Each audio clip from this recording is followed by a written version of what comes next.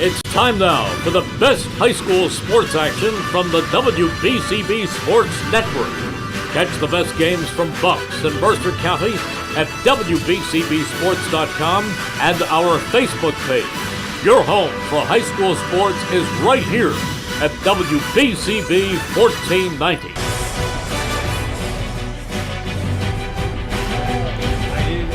From Steinert High School, we welcome you to Saturday Afternoon Lights here on WBCB as the 3-5 Nottingham Northstars get set to face off against the 3-4 Steinert Spartans in another edition of the Battle of Hamilton. Hello and welcome everybody alongside the Mercer County Hall of Famer Rich Fisher. My name is Jordan Hirsch. Fish, great to be back with you. We've got a lot of pregame stuff to get to here at Steinert. It is Breast Cancer Awareness Day along with Senior Day, and so the storylines off the field kind of compare to the storylines on the field as well. You've got a Nottingham team coming in here, winners of 3 straight, coming off a big upset against Notre Dame. They've dominated this matchup in recent years. They've won the last 7 games against Steinert, but the Spartans, they're going to be looking to get back to 500 and try to upset Nottingham here today. Yeah, well, I mean, we got a game today. It's big on a couple of levels. First and foremost is the playoff implications. At 3-4, Steinert's 14th in the South Jersey Group 4 United Power Rankings. Steinert can still get in that top 16 if they lose, maybe, but they'd much rather win and leave nothing to chance. And with its 3-game winning streak, Northstars are 13th now in South Jersey Group 3 UPR. They've come out of nowhere, so they're looking to maybe improve that spot with a win today. So it's very important for state things. Now the other little caveat, the local caveat, obviously this is the battle for Klockner Road supremacy, but it's also part of the Hamilton Township round robin along with Hamilton West to decide who wins the Joe Loeb Trophy for Hamilton Township supremacy. Now Nottingham has already beaten West, so a win today would give the Northstars their 4th straight Loeb Trophy. If Steinert wins, Steinert would have a shot to claim its first title since all the way back in 2015 if they could beat Hamilton on Thanksgiving.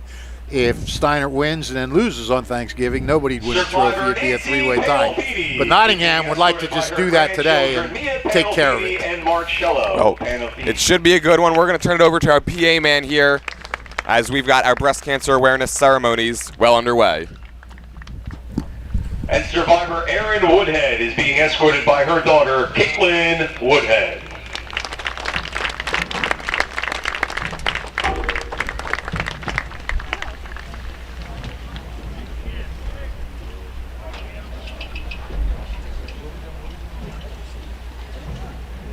We at Steinert would like you to keep up your fight, and we are proud of you. You are an inspiration to all of us here at Steinert High School. Another round of applause for our pig-out survivor.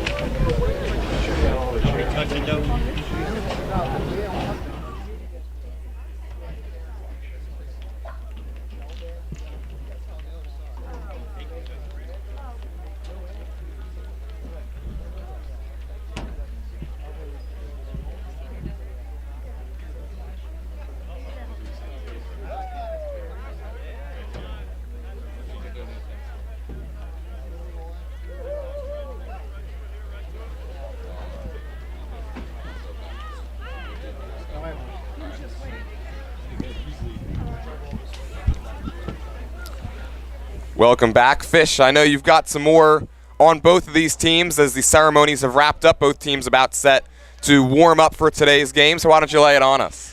I'll lay it on you, pal. First, we got Nottingham. They bounced back impressively from an 0-5 start, and the reason is obvious. Sabree Melvin became eligible after missing the first 4 games due to the transfer rule, and Melvin has just given Nottingham a whole other dimension in both the passing game, and the running game. He's made players like quarterback Dante Vasquez and running back Augie Cassidy, receivers Quimir McMillan and Carlos Almonte. They've all become that much more dangerous because Melvin has to be watched so closely all the time. And another thing is he helped shore up a secondary that suffered a big early season blow when Teddy Mondesir broke his wrist. And Ted hopes to be back maybe for the playoffs. But, I mean, that secondary was kind of inexperienced. And so, you know, when Sabri came back, that really sort of solidified things back there. And Steinert, they're going to have to stop an offense that's really caught fire with Melvin.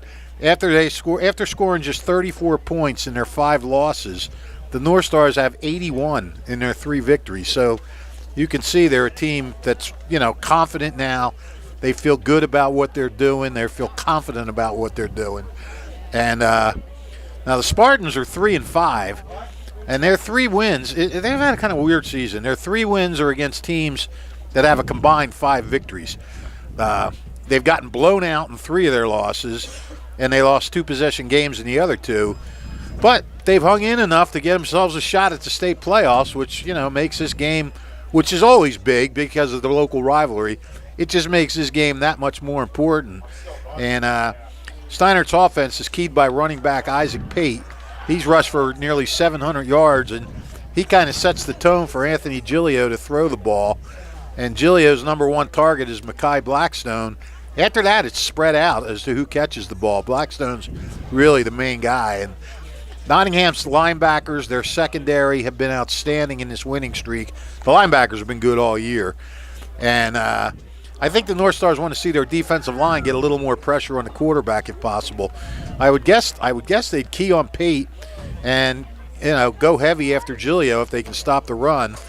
And I think Steinert has a tough assignment as to who to look for. The passing game is explosive for Nottingham, and Cassidy just wears defenses down with his hard running. I mean, it's usually a good meeting when these Glockner residents go at it, and hopefully we get another one today. You know, like you said, it's Breast Cancer Awareness Survivor Day, and, you know, kudos to those people that they just introduced before the game, and, you know, that's great to be, you know, you get recognized for something like that. Yeah, for sure. And now this Steinert team, they're going to look to deliver everybody here in attendance a win, trying to get back to 500. Steinert, with the win, would put themselves in pretty good positioning to have just their 2nd above 500 season since 2017. And Fish, you mentioned the defense as well. This is a Steinert team. You're right. They've gotten blown out quite a bit. They're actually 3-1 when they hold opponents under 40 points. The problem has been keeping opponents under 40. They're 0-3 when they allow 40 or more. And then you look at Nottingham on their side, winners of 3 straight. And you're right, Sabri Melvin has really been the key. 85 or more receiving yards in 3 of his 4 games. He's going to start at quarterback, though, today. Dante Vasquez, during warm-ups, he was in street clothes, so he presumably is going to be out. And that is another key storyline to watch as these 2 teams get set to face off. Okay, not sure what happened to him. If maybe he might have gotten shaken up in that game against Notre Dame last week, but wow, that's tough. That's a tough loss for, because Vasquez has been playing pretty well. He had a tough game 2 weeks ago against Princeton. Got picked 4 times, but he had a really nice game last week. He didn't try to do too much, and, you know, move the offense well. Melvin's the guy that you want the ball in his hands. So if you're going to snap it to him, I'd look for a lot of wildcat stuff, and, you know, he might just get it and go a lot of times. So we'll see how that goes. He can throw the ball, though. I think he threw a touchdown pass a couple weeks ago against Princeton. So that'll be interesting to watch. That provides a whole different dimension now that Steinert has to defend against, because now, I mean, Vasquez can run when he has to, but now you have a real running threat back there that you're going to have to worry about, as well as, you know, him passing the ball to some really good receiving core. Yeah, and Dante Vasquez, during this 3-game win streak, he's got a 62% completion rate, 487 yards, 6 touchdowns, and those 4 interceptions all coming in the win against Princeton. During the 5-game losing streak, he was just 27 of 70, which is 39%, for 402 yards, no TDs, and 3 picks. So him being out today is certainly going to be a huge loss, and Nottingham is going to have to rely on this running game that features August Cassidy and company. Cassidy, 145 rushing yards last week. That was a career high, and his previous high was 68, so he really blew it out of the water, and I'm sure Nottingham is going to look to rely on him quite a bit today as they try to extend this winning streak up to 4. And today's game on WBCB is being brought to you by Saul Funeral Homes, Kessel Dermatology, the Revere Restaurant, Haldeman Ford Subaru, the Capital Health System, the New Jersey Education Association, Team Toyota, the Hamilton Township Education Association, the Trentonian, the Italian People's Bakery, the Hamilton Township Animal Shelter, Hyundai of Trenton, Bob Hope's Auto Repair, the Hamilton Township Division of Health, and Mako of Ewing. Playoff positioning on the line. It's Nottingham, it's Steinert, it's the Battle of Hamilton, and it's next on WBCB.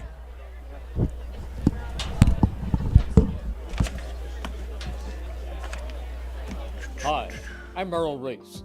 Kessel Dermatology offers great cosmetic dermatology featuring the latest technology in cosmetics, including Morpheus 8 for skin tightening and scars, ultraviolet A and B light treatment for psoriasis, eczema, and itching.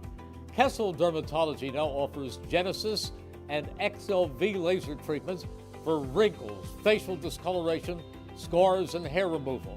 Kessel Dermatology provides Botox and fillers. Take care of your skin.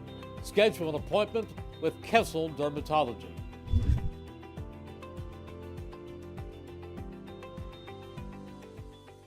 Hi, Merrill Reese for Capital Health, reminding you that the former St. Francis Medical Center is now Capital Health East, and they still offer a 24/7 emergency department as well as outpatient medical clinic services. To enter the emergency department and outpatient clinic, please use the Burt Avenue entrance. Capital Health, proud to be a partner for better health in our state's capital, Trenton, New Jersey. 1490 WBCB Levittown and Trenton, and video stream live at WBCBsports.com. Your home for the best local sports in Bucks and Mercer counties.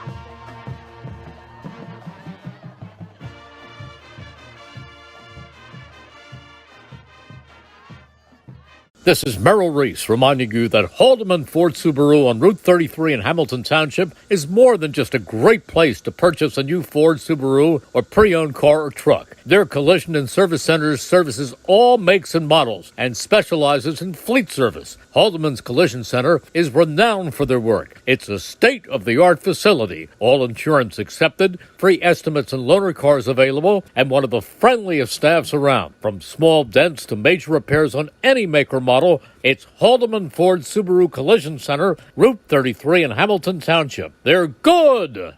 Hi, I'm Merrill Reese. Kessel Dermatology has a highly rated and award-winning dermatology team with over 130 years of collective clinical experience. They've been voted as the region's best dermatologist and doctor for 20 consecutive years. Over 1,500 five-star reviews from satisfied patients. Take care of your skin. Schedule an appointment with Kessel Dermatology.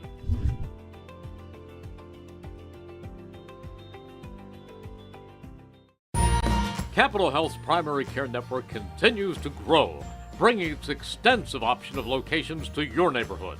Whether you're scheduling a wellness checkup or not feeling well, advanced medicine starts with a Capital Health primary care doctor at locations near you in Mercer, Bucks, and Burlington counties. To find a Capital Health primary care location that's convenient for you, visit capitalmedicalgroup.org. That's capitalmedicalgroup.org. Hi, I'm Sean Spiller, President of the New Jersey Education Association. On behalf of the 200,000 educators in all of our public schools, we wish all of our student athletes the very best luck in today's competition. We would also like to recognize the students in our public schools who participate in extracurricular activities, like the school play, robotics class, or the marching band. New Jersey schools are #1 in the nation. When parents, schools, and educators work together, our students are the winners. New Jersey Education Association supports our great public schools. Hi, Merrill Reese reminding you to come back home to traditional Italian cuisine at the Revere Restaurant, 802 River Road in Ewing Township. You'll always feel welcome at the Revere. It's like stepping back in time where you'll feel like you're dining in South Philly or New York's Little Italy. Start your meal with complimentary Hoboken bread. Choose from a menu featuring fresh seafood dishes, succulent steaks and chops, or homemade pasta dishes. You can even eat at the bar. The Revere is open 7 days for lunch and dinner. Private room available for special affairs, plus catering. For reservations, call 609-882-6365. That's 609-882-6365. Come home to traditional Italian cuisine. The Revere Restaurant, 802 River Road, Ewing Township. Hi, I'm Merrill Reese. Most people diagnosed with skin cancer are not even aware of their cancer. It's important to get a complete skin checkup. Kessel Dermatology offers a vast array of surgical procedures, including Mohs surgery, plus other non-surgical options. Take care of your skin. Schedule an appointment with Kessel Dermatology.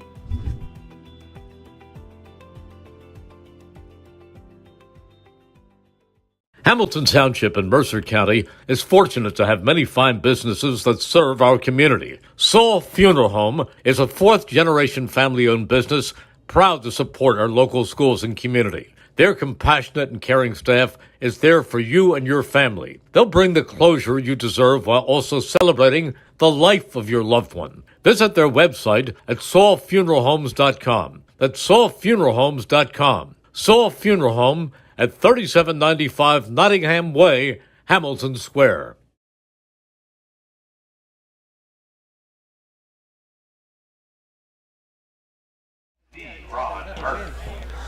Today's game is brought to you by the Hamilton Township Education Association, who would like to take this opportunity to wish all of our students the best of luck this school term. We're proud to support you. This message brought to you by the Hamilton Township Education Association. And don't forget, you can read all about it in tomorrow's edition of the Trentonian. For your complete local and national news 7 days a week, it's the Trentonian, or online at trentonian.com. The only newspaper serving Bucks, Burlington, and Mercer County 7 days a week, it's the Trentonian. Welcome back to Steinert. Alongside the Mercer County Hall of Famer Rich Fisher, I'm Jordan Hirsch. Nottingham won the toss and elected to defer to the second half. So it will be Steinert's offense up first. And Jordan, we got off to a rousing start. Steinert wrestling coach Joe Pamphili's daughter, Isabella Pamphili, just did the national anthem a cappella and was outstanding. I got chills listening to that. So, Isabella Pamphili, that was a heck of a job. Yeah, she really did a fantastic job and a great way to start out what is sure to be a good morning that will turn into afternoon. Yes. As this game goes along. Cherry's got the ball on the tee. It is Jace Mayer along with Mackay Blackstone back deep to receive for Steinert. Spartans looking to get back to 500. Nottingham looking to run their win streak up to 4 after losing their first 5 games this season, trying to build off that momentum of the 26-23 win over Notre Dame last week. August Cassidy a little late getting out on the field, but now they've got all 11 guys out there, do the North Stars. But Cassidy just plays everything. He's linebacker, running back, special teams.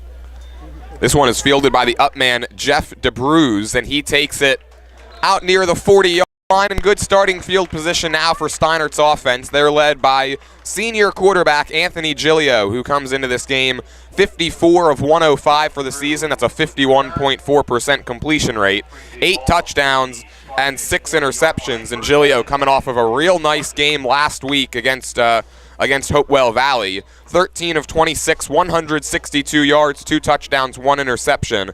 That 162 yards through the air, the second most of Giglio's career. Yeah, Giglio's, he can be really good, and then he can have some tough games too. He's been a little up and down, but for the most part, he's been pretty solid back there. Tries the hard count a couple of times, sees the blitz. There's Isaac Pate, bounces off of one man and takes it outside. He's got the first down the sideline. He's got a lot more than that. Finally knocked out of bounds by Sabri Melvin, but a big gain for Isaac Pate moves the chains on the first play from scrimmage. That's one heck of a start for the Spartans. Get it to Pate outside, down the sideline he goes. Well, Pate averages nearly 6 yards per carry. He got 26 right there. Came into this game 645 yards on the ground, 3 touchdowns as well. That leads the team.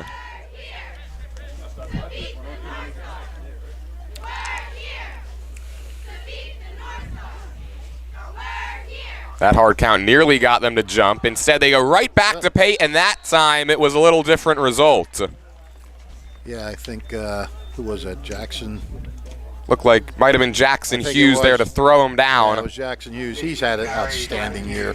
He was one of Nottingham's unsung heroes at the 12th Man TD Club dinner the other night. Drops Pate in the backfield for a loss of 2. So after the gain of 26, now Steinert forced to play behind the chains. It's 2nd down and 12.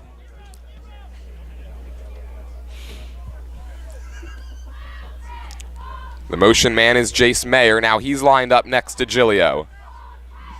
Giglio again to Pate. He'll try the left side. He's got a big hole across the 30, and a flag flies from the secondary. It was thrown in the direction of the offensive line, which may signal a hold. Yeah, I think it is. And it is indeed a hold, and that will back Steinert up into 2nd down and 22. You could wipe the 6-yard gain off the board for Isaac Pate. While we're at it, the referee for today's game, Troy Stevenson, umpire Donnie Ellison, head linesman Jeff Summers, line judge Will Mansfield, side judge Pete Vaspery, field judge Tom Pelucas, and the clock operator, the always legendary Ron Hearn. How many of them have nicknames from you, Fish?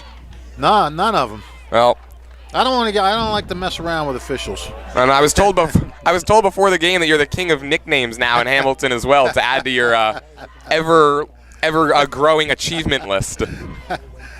You'll get yours soon. You're jamming Jordan. I was gonna say that's what it says on your Facebook. Yes.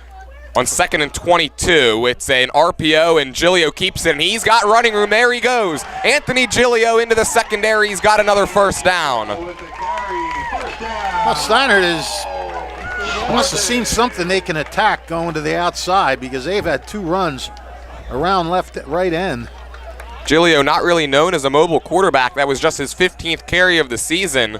But when he takes off, he's been real effective, averaging north of 7 yards a carry. He's now up over 120 yards on the ground, moves it all the way to the 22-yard line. And one thing, if you're getting those off of NJ.com, a couple of games I don't think were entered for Steinert, so those stats are a bit skewed, but they do give you the general idea of what these guys are doing. So 1st down and 10 now from the 22. Steinert team averaging over 115 yards per game on the ground. This time it's a pitch out to Jace Mayer, and he gets brought down behind the line. Quimir McMillan wouldn't let him turn the corner. 2nd down and 13 for the Spartans. It's a loss of 3, sets up 2nd down and 13. Every time Steinert has a big game, it follows with a loss. 26-yard gain, 2-yard loss. 24-yard gain, 3-yard loss. And so forced to play behind the chains again. Hasn't bothered him yet.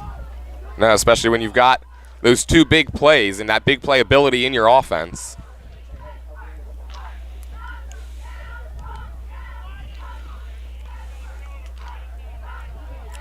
So on 2nd down and 13, Giglio to the air for the first time, makes the connection with Blackstone, and he gets taken down immediately by Riccardi Cherry. I had a bad angle of that. I thought that was going to get picked. I guess I kind of got, Blackstone got blurred from my vision. 3rd down and 9. We'll set up 3rd and 9. That's a gain of 4. So head coach Thaddeus Richards, in his 2nd season at the helm here at Steinert, gives Giglio a nice easy throw to get him in rhythm to start. Sets up 3rd and 9, and in all likelihood this is 4-down territory here at the 21-yard line. Oh, yeah. Steinert, losers of 3 of their last 4 after opening the season 2-1, which included wins over Cherry Hill West and Hightstown.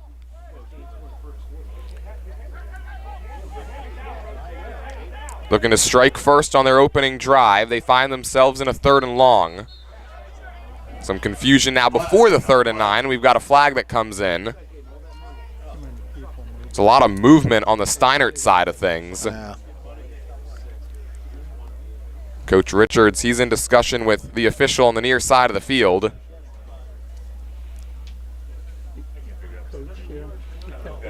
Looks like they're moving back.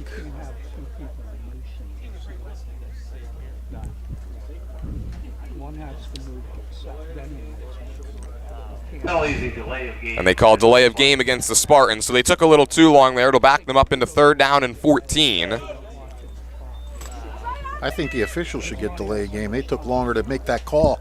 They did. There was a lot of confusion there on the Nottingham side of things, the Steinert side of things, and the official side of things. But we're all sorted out now with 7 minutes and 41 seconds to play here in the first. It's 3rd down and 14. Giglio looking to throw again. It's a quick one. Pass caught by the tight end, John Weaver. He goes down immediately at the 20-yard line. John Weaver. Another short gain. It sets up now 4th and about 8. And the offense will stay out there for Steinert. Yeah, that pass a little low. If he could have gotten that a little higher and Weaver didn't have to go down and get it, he might have had some yards after the catch there. But he had to go down, and once his knee hit, he was down. So Weaver, at least according to NJ.com, now nearing 200 yards, but presumably over that for the season. On 4th down and 8, they go 4 wide with Weaver at the top of your screen. And now Mayer motions, so Giglio alone in the backfield on 4th and 8.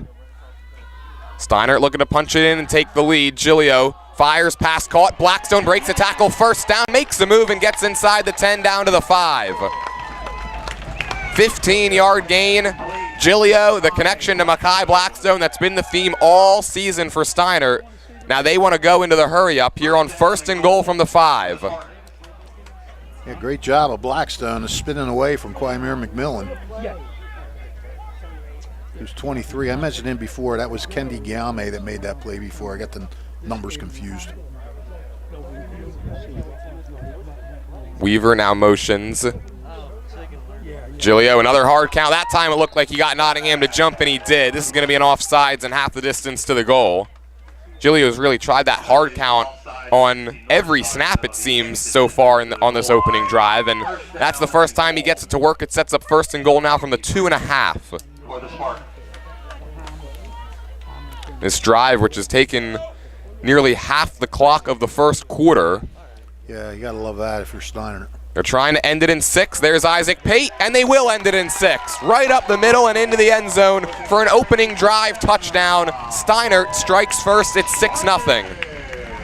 Well, wide open hole. Pate just had to skip through and in the end zone. It really didn't have to do much of anything. He just kind of ran it in.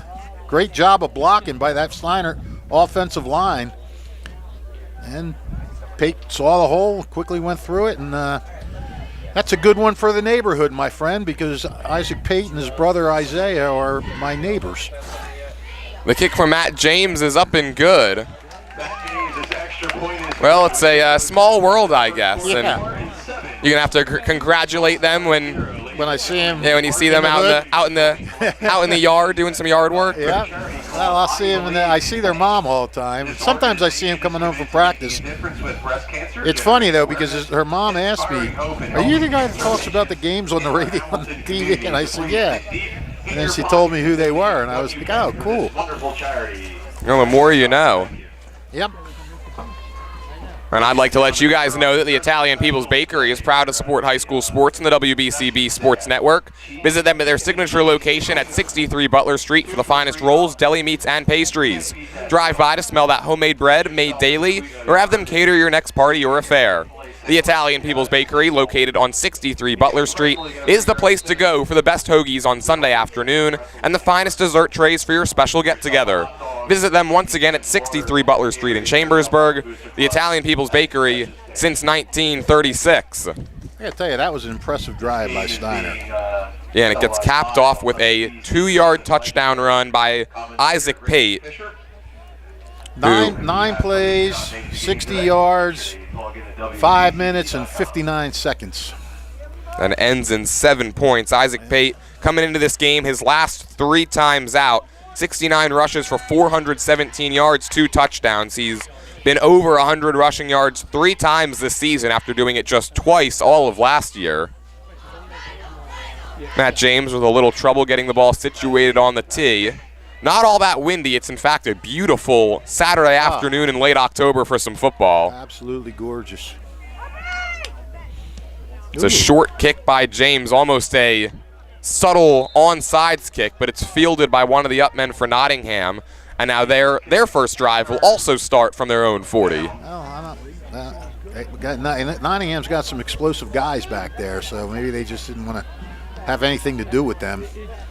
And so again, Dante Vasquez, who's been much improved over the last 3 weeks, he is out today. He'll be replaced by Sabri Melvin, who this season 3 for 8, 81 yards and 1 touchdown, and that came on that electrifying pass to Quamir McMillan a couple weeks ago against Princeton. Interesting. Both teams' first possession starts at their own 40. Nottingham finds themselves trailing 7-0 as their offense heads out for the first time. Melvin to Cassidy, and a short gain as he gets wrapped up right around the 41-yard line. Couple of Steinert defenders in on that tackle. I think you can look to see a steady dose of Augie Cassidy. He's just one of those bruising runners that just keeps his legs moving and keeps, he wears defenses down, trying to bring them down. And Cassidy not really known as a big play threat, but 145 yards on the ground last week. Well, he had a big run. He had a 72-yard run, and he got caught at the 2. And Milo McGuire said he was going to abuse him about that. Second and 9. That gets batted down by John Weaver. Melvin trying to throw it to the far side of the field, and Weaver was having none of it. Great penetration by Weaver. Got in quick. Spiked it like he was on the front line of a volleyball match. John Weaver this season, 1 sack, 3 tackles for loss, and now he can add a batted ball to his resume. The senior who plays tight end on offense and also defensive end on the other side of the ball. It's a big play for Steinert. I mean, how much would they love to have an opening drive and then a 3-and-out against his offense? 3rd and 9. Here's pressure. It's a short pass. McMillan bounces off of one hit by Blackstone and can't carry it across the first down marker.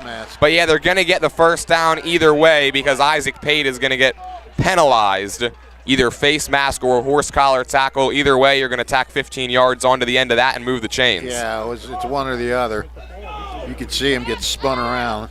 A fantastic job by McMillan also, as Mackay Blackstone nearly leveled him coming across the middle of the field. That's tough for Steinert. I mean, they had him short of the first down, although I get the feeling Nottingham would have gone for it at 4th and 2 anyway. But now it's moot. And it's a personal foul, and it is the horse collar tackle. Okay. So tack 15 yards onto that. And Nottingham moves the chains thanks to a connection from Melvin to McMillan and then a penalty on Isaac Pate. And so the North Stars will have it in Steinert territory on the 37, trailing 7-0, 4:56 to play first quarter. Melvin, empty set, 5 receivers. McMillan, the motion man, gets it on the jet sweep, trying to turn the corner and can't. Big hit delivered by Isaiah Pate. Yeah, knocks him back behind the line for a loss of 3. My neighbors are making an impact early on this game. I have to invite them over and you treat them to dinner? No, I have to be objective. If I do that, I'd have to invite Sabree Melvin and Quimir McMillan over too. When you hear that, it's a party at the Fisher household tonight. No, I'll be at soccer tonight. We'll have to do it another time. From one form of football to the other, you're a busy man, Fish. Yeah. Well, WBCB keeps me busy.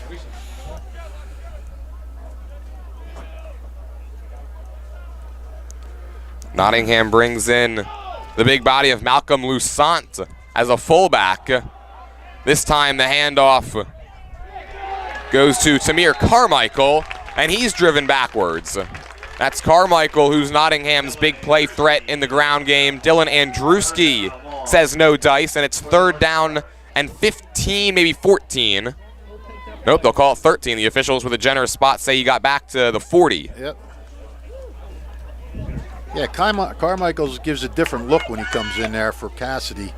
A little bit of that thunder and lightning type of thing. Power and the quickness.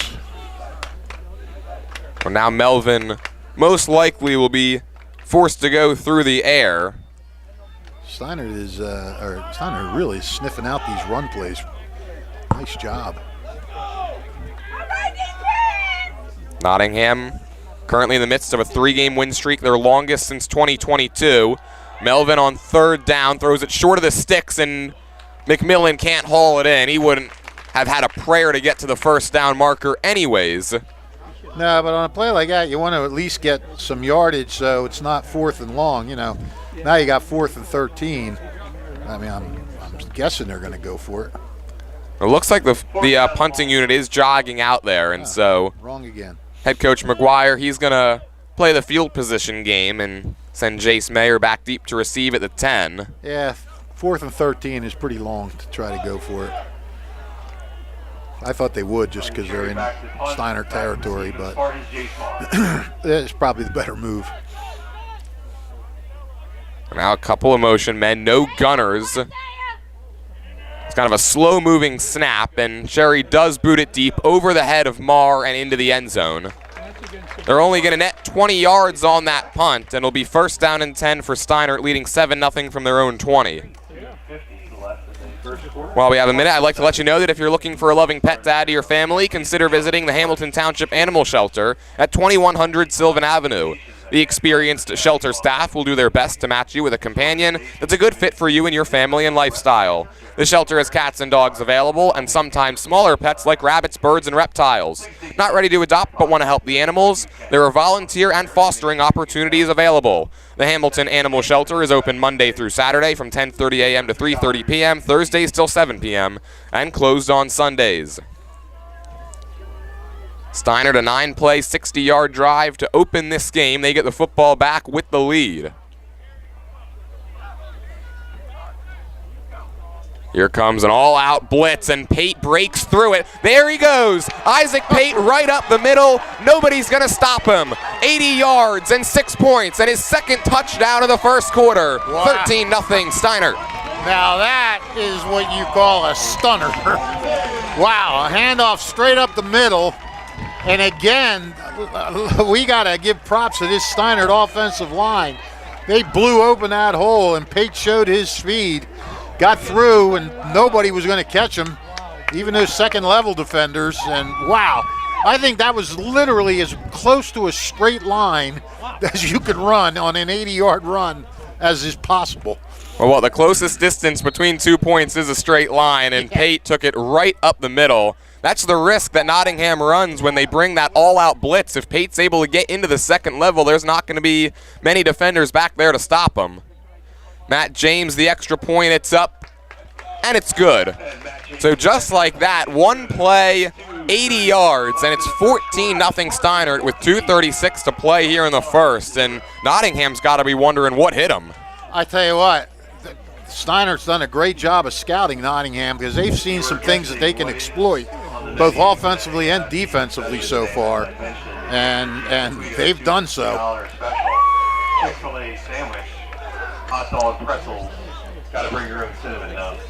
Candy Nottingham team, and this was a defense that last week they held Milan Desai and Hopewell Valley to just 8 for 19 through the air, but they did give up over 200 yards on the ground. A team that they're outscoring opponents 63 to 13 in their wins, but they've been outscored 159 to 42 in those 4 losses. They haven't played a one-score game all year. I'll tell you what, this is a shocking start. Steinert looks like right now Steinert's playing like they should be state ranked.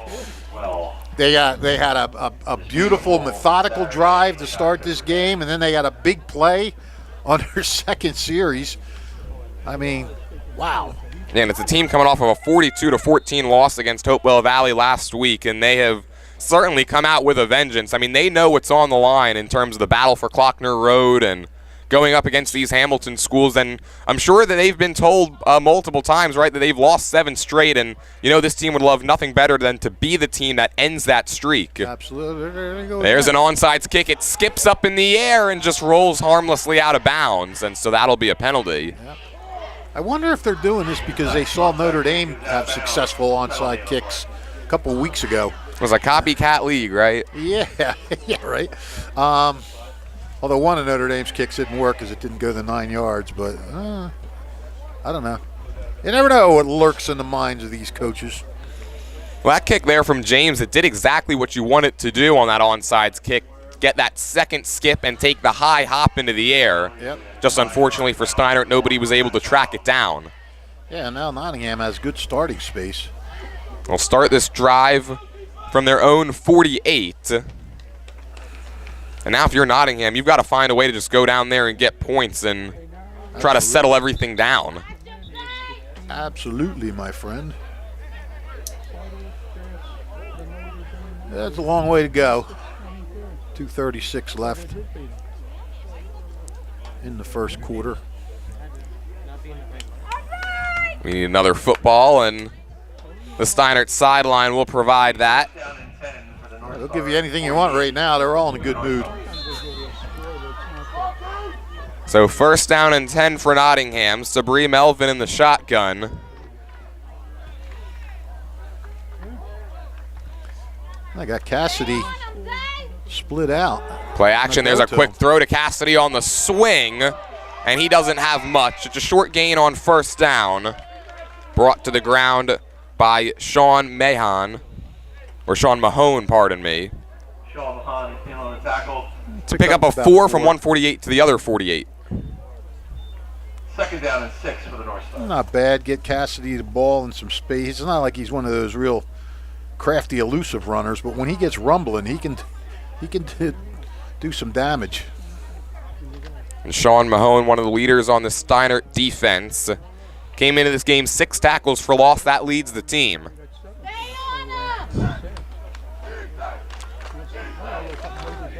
Second down and 6. Steinert backs off, and Melvin runs into a wall. Gabe Penabach was the main man in on that tackle. He got helped out by Matt Uraka. It goes for no gain and sets up 3rd down and 6. Yeah, I think from what you see early here, the game plan is don't let Melvin beat you. So far, Steinert offensively and defensively, they've come out firing on all cylinders, and they certainly have been well prepared for this contest. Yep, so far. I mean, Nottingham's going to have to make some adjustments. Of course, you never know. You never know if it's what Steinert. It could be a blown assignment by a Nottingham guy too. Well, I don't know. Steinert looks like they got everything figured out so far. Melvin with time, firing across the middle. It was wobbly and it was incomplete. It was intended for Carlos Almonte, who's really the 3rd down specialist, but it was at his feet. It sets up 4th down. Punting unit back onto the field. Steinert defense forces a 3 and out. See, one of the problems with Melvin now at quarterback is you can't put him out as a receiver. And, when you don't have to worry about covering him, you can focus more on these other guys. Yeah, the loss of Vasquez is one thing, but the ripple effect of not having Sabri Melvin there to be your home run hitter and your big play threat in the passing game really makes it tough. Yeah, it's like we said, he made everybody better. High snap handled by Cherry. And a good punt that's going to roll all the way down inside the 15. Melvin pushes Marr out of the way, and it checks up all the way back at the 8. So a much better punt that time from Cherry, much better net yardage as well. Yeah, very much so. Steinert's going to begin their third offensive drive with just 40 seconds left here in the first quarter, one that they have dominated, leading 14-0. Cherry's got a couple of 40-yard punts. One was not that great because it was only a net of 20, but this one was really good.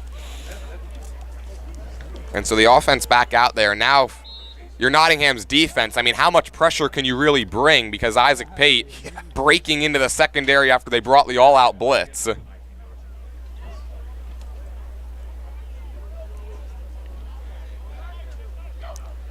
Here comes more pressure. There's the handoff to Pate. He bounces it off tackle. He's got running room across the 20. Shoved out of bounds by Sabri Melvin as a flag flies late. So for now, he's got the first down. We'll check the marker.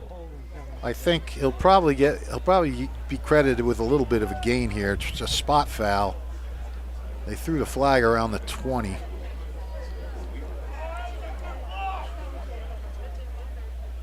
Let's see where they place it. I mean, I'm guessing it's a hold. Yeah, Steinert's offense appears confused and perhaps in disagreement with the call that is forthcoming. And they're backing up. And if it is a hold, it will be from the spot. Yeah, it looks like they're going to march it off. Donnie Ellis is going to march it off from the 20 to the 15. We haven't got the official signal yet. The play was from the 9. The flag sat just inside the 20. And this play now will go back to the 9-yard line again. So either way, it's 1st and 10.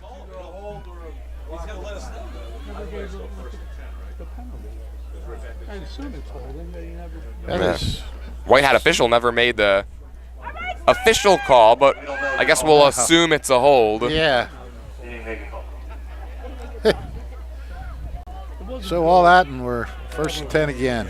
Basically a redo play here. 1st and 10 from their own 9. You got to give Pate. This time the handoff goes to Greg Brower. And he cuts it across the 15-yard line, and it's a decent gain on 1st, out to the 17. That's a pickup of 8. 2nd down and 2 for the Spartans. And now if Steinert so chooses, they can let the clock bleed out on what's been a picture-perfect first quarter for them. And their offense is just going to jog off the field. So 12 minutes are down, 36 to go. It's a 14-0 Steinert Spartans lead. Make sure you stay tuned. Second quarter of action coming for you next here on WBCB. Again, get yourself down to concession Hamilton Township in Mercer County is fortunate to have many fine businesses that serve our community. Saul Funeral Home is a 4th-generation family-owned business proud to support our local schools and community. Their compassionate and caring staff is there for you and your family. They'll bring the closure you deserve while also celebrating the life of your loved one. Visit their website at saulfuneralhomes.com. That's saulfuneralhomes.com. Saul Funeral Home at 3795 Nottingham Way, Hamilton Square. Hi, Paul Muller here, and there's never been a better time to be part of the team. New car inventory is back. We have over 100 new Toyotas ready to drive home today with some of our most popular models available. And with a huge selection of dependable certified used Toyotas, our pre-owned departments are ready to make a deal that works for you. Plus, our award-winning service centers will have you in and out and back on the road in no time. Visit one of our 3 locations in Langhorne, Glen Mills, or Princeton, or online at teamtoyota.net.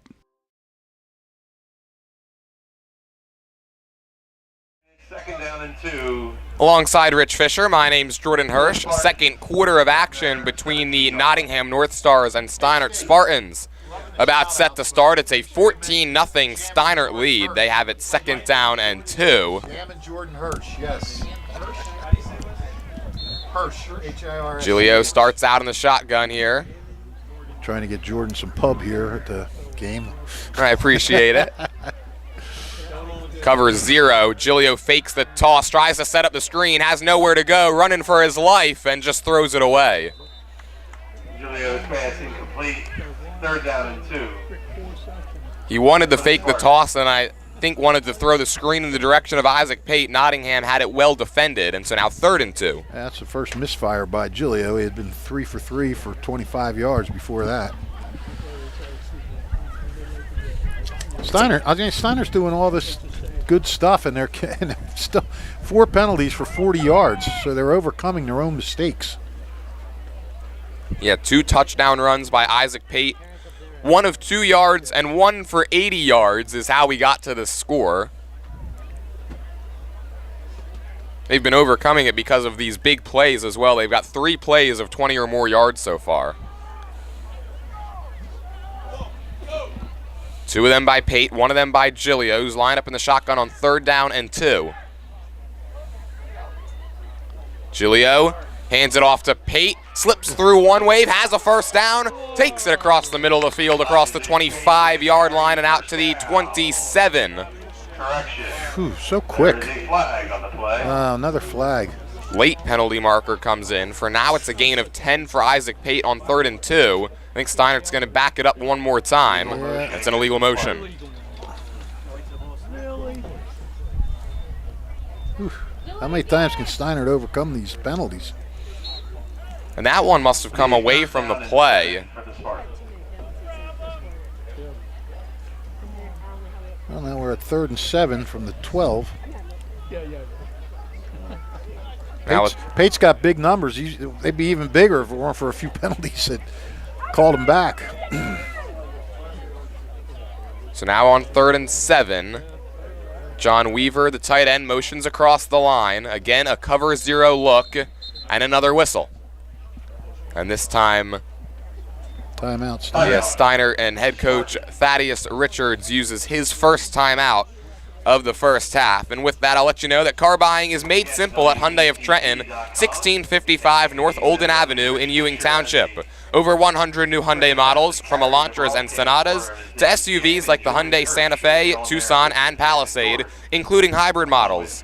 Hyundai of Trenton has the inventory, including a huge selection of pre-owned certified vehicles. No market adjustments on any car in stock. Get an extra $1,000 rebate trade-in value towards any new vehicle. Hyundai of Trenton will buy your vehicle even if you don't purchase a car. Fast payment, top dollar paid for your car. Hyundai of Trenton, car buying made simple, and the area's fastest growing dealership at 1655 North Olden Avenue in Ewing Township.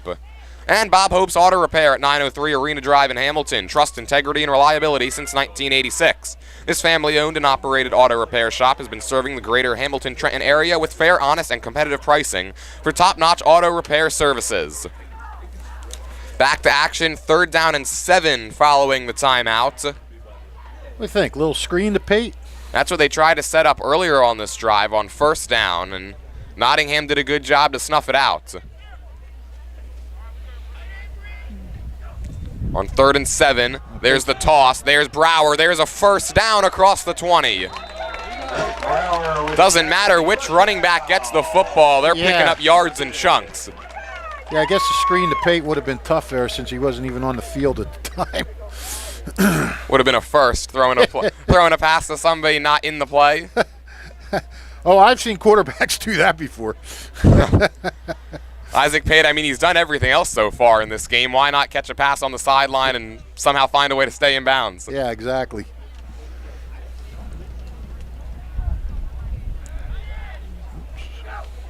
First and 10, there's the hard count. Nottingham doesn't jump. They show pressure. Here it comes.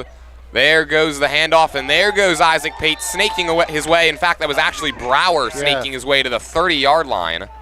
Gain of 7, and it sets up 2nd down and 3. I mean, they're just running it right down Nottingham's throat, 7 to 8 yards per carry right now. Absolutely, yeah. I mean, you know, Brower's come in. He's got 26 yards on 3 carries.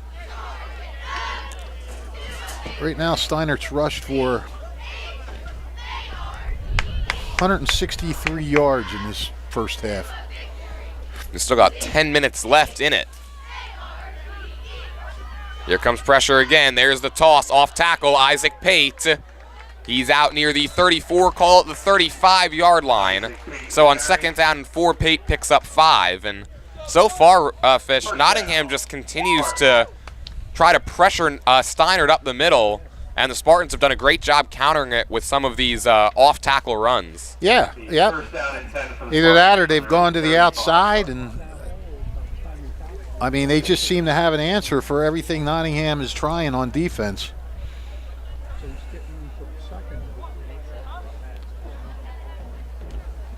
Have not seen a team handle Nottingham's defense like this during this winning streak. 1st and 10, they give, oh no, it doesn't go to Pate. Giglio with a fantastic sneak, and he cuts it across the middle, 1st down into Nottingham territory. Second big-time run for Anthony Giglio. That faked out everyone. Yes, it did. Faked out me, at least. Yeah, faked out you. 17-yard pickup for Giglio. His second run of the day for at least 15 yards, and it flips the field onto the Nottingham 48. And this is a defense that's starting to get a little worn down. They haven't been able to slow the run game of Steinert. They've been able to keep the clock moving. Yeah. And then, you know, I talked to Jackson Hughes about this last week. They've been able to stay off the field with Nottingham's offense on there all the time. Play action, they want the screen. Giglio has to improvise and just loops it to John Weaver, who hauls it in at the 45. That's a gain of 3 on a broken play. Sets up 2nd and 7.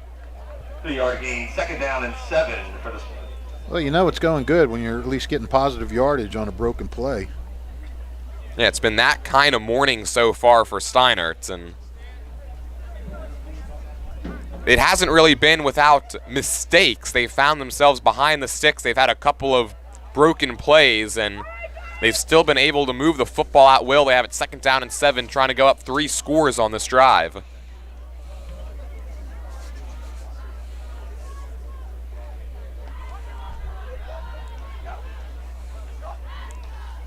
Second and 7, Giglio with time, lofting it in the direction of Blackstone. Nobody was home.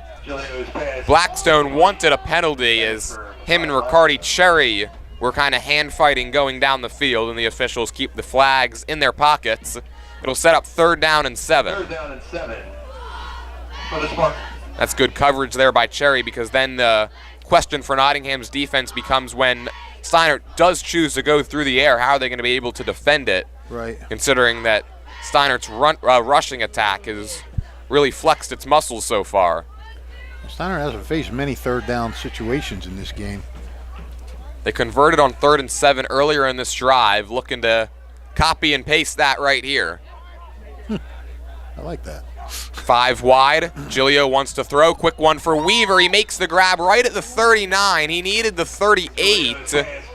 He's going to be about a yard short, if that. It'll set up 4th down and 1, and no question now for head coach Richards. He's leaving the offense out there. Right. Another ball a little low. Weaver went down and got it, but again, he fell to the ground and couldn't try to pick up the 1st down. But they're in a decent position here now. Well, pretty good, as good as you can get on 4th down, 4th and 1.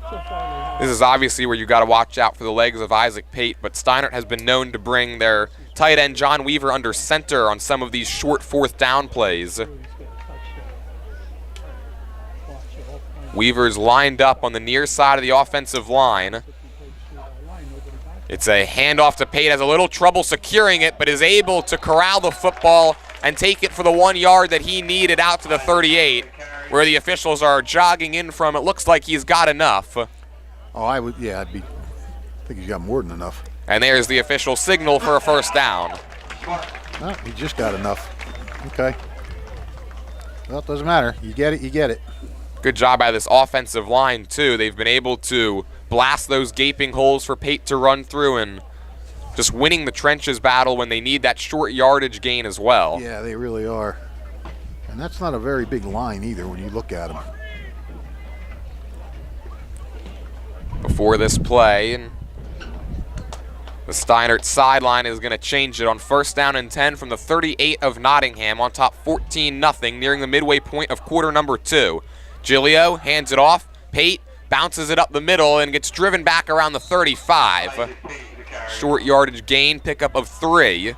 Sets up 2nd down and 7, and now a late flag comes in as somebody said something. Yeah, the two teams were trying to separate themselves, and I think somebody might have said that magic word because it didn't seem like there was much pushing and shoving. No. The magic word, eh? That's what we'll call it, at least. Yeah.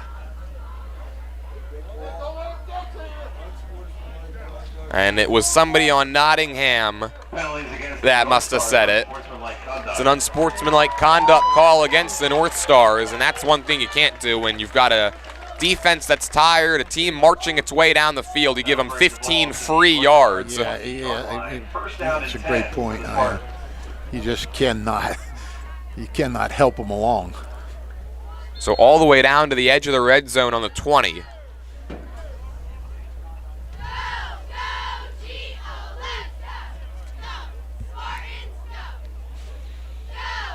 It's only the second penalty on Nottingham.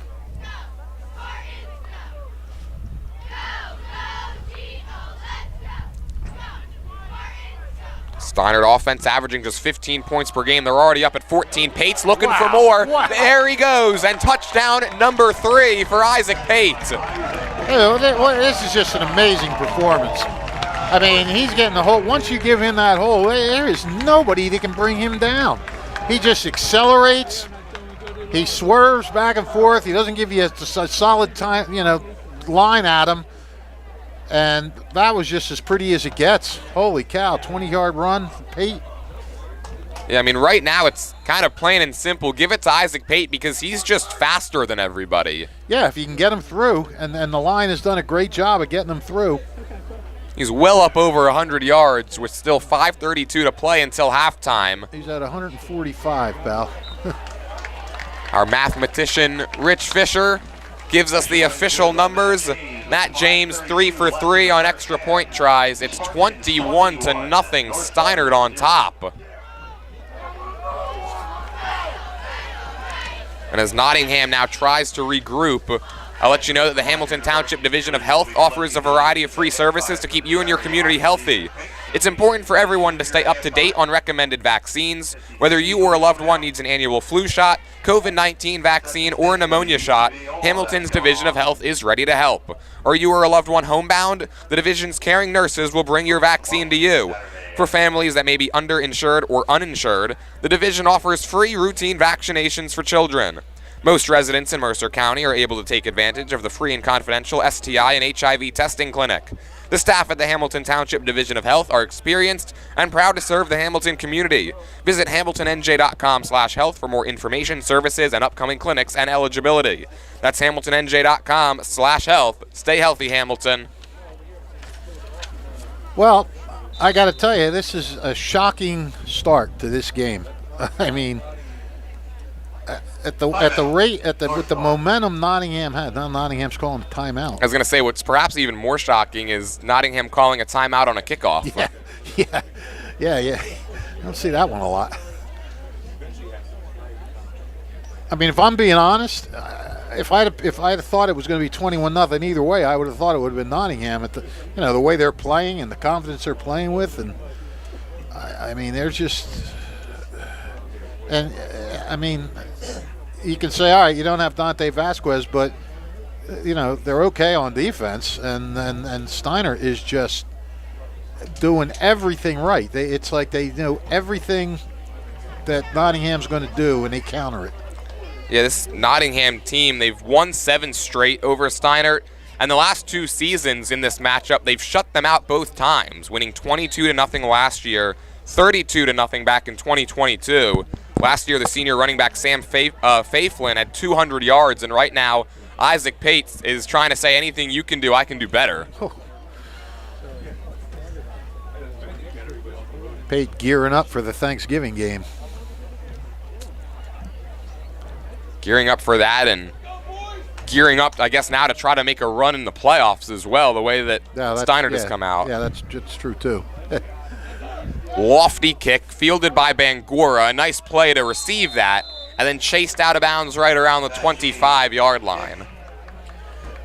Yeah, they're either squibbing it or, they're not going deep, though. They're keeping it away from McMillan and Melvin. I mean, why not? It's worked, and the Steinert defense has been able to consistently get off the field no matter where Nottingham has started so far. So I guess they figure don't risk putting it in the hands of those explosive playmakers, force them to march it down the field. At their own 26 for the Northstars.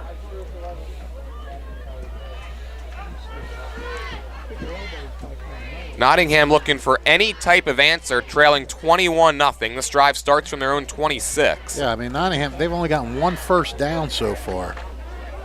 Steinert's got 8. Cassidy, the Wildcat quarterback, he gets it and takes off. Doesn't have much as a flag flies from the far side of the field. Cassidy put his shoulder down for what would have been a gain of a yard. See what the call is here. Game has not lacked penalties. No. That's an illegal substitution going against Nottingham, and now they're gonna be forced to play this series from behind the chains. It'll be first down and 15 back to the 21. First down and 15 from their own 21-yard line for the Northstars. And if you're Nottingham, right, you come into this game feeling good about yourselves. You're coming off of an upset win over Notre Dame, 3 in a row. Yeah. Knowing this is a rivalry game, and Yeah, Nottingham's got to be wondering what's hit them. yeah, you look up at the scoreboard and it's 21-0. Same type of formation with Cassidy as the Wildcat QB. First and 15, same play, and a pretty similar result. Cassidy gets back to the line of scrimmage, and then another flag comes in from the far side. Oh, man. The officials are calling this one very closely.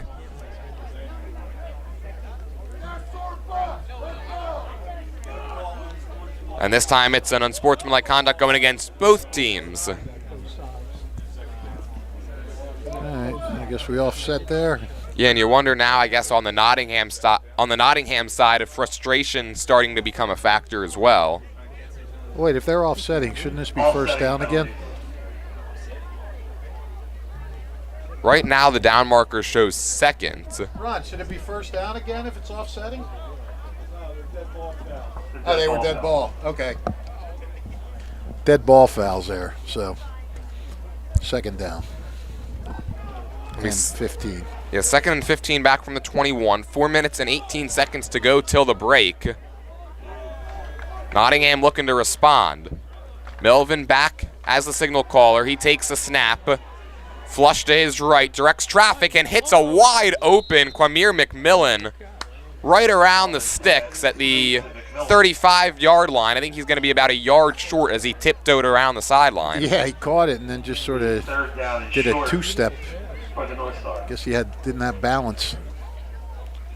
So they got 14 of the 15 yards they needed. That's their best play of the day. That sets up 3rd down and 1, trying to pick up just their second first down of the afternoon. Is it the afternoon yet? I haven't checked the time. 10 of. So still trying to pick up their second first down of the morning. Well, you're an accurate guy. I should say I could just say the day, and then we could avoid confusion. Or the game. The game, that works too. It's a handoff that time. It goes to Lusant, the fullback, and I think the ball came out at the very end. Mackay Blackstone at least is convinced, and it did. Wow. Dylan Andruski comes out of the pile with it. Everything going right for for Steinert. Everything in the world. Oh. They're going to begin this drive now with their best starting field position in plus territory at the 37. And just when it looks like Nottingham's offense was going to be able to move the football, a fumble by Lusant, who hasn't been used all that often on offense this season. Yeah. It's going to set Steinert up with a 1st and 10 and a chance to go up 4 possessions. Still 3:52 to go till halftime. Hey, Sting, I'll take you up on that roster. I just ripped mine. Steinert, I'm sorry, Steinert. 1st down and 10. The motion man is Jace Marr. Giglio going deep in the direction of Blackstone. He can't catch it. Good coverage by Riccardi Cherry. It was a nice deep ball throw from Giglio. And just better defense by the Nottingham cornerback. Yeah, that was really well covered. And it's hard. It's hard to go deep against this Nottingham team. I mean, I know they're having a rough game today, but a lot of that's been on the ground. And you try to go deep against them, and it's a challenge. Yeah, it wouldn't have given the guys Gotta believe they're going to continue to try that as well, with Nottingham content to play man-to-man coverage and leave some of these receivers in one-on-one matchups. Yeah, well, I mean, if you're Nottingham, you have to respect the run. So, I mean, yeah, you're right. That's going to leave these guys on an island. On 2nd and 10, we've got whistles and a flag. This one blows the play dead. It's a false start penalty going against Steinert. They'll be back in 2nd and 15, which hasn't really phased them to this point. No. Backed up now to the 42-yard line.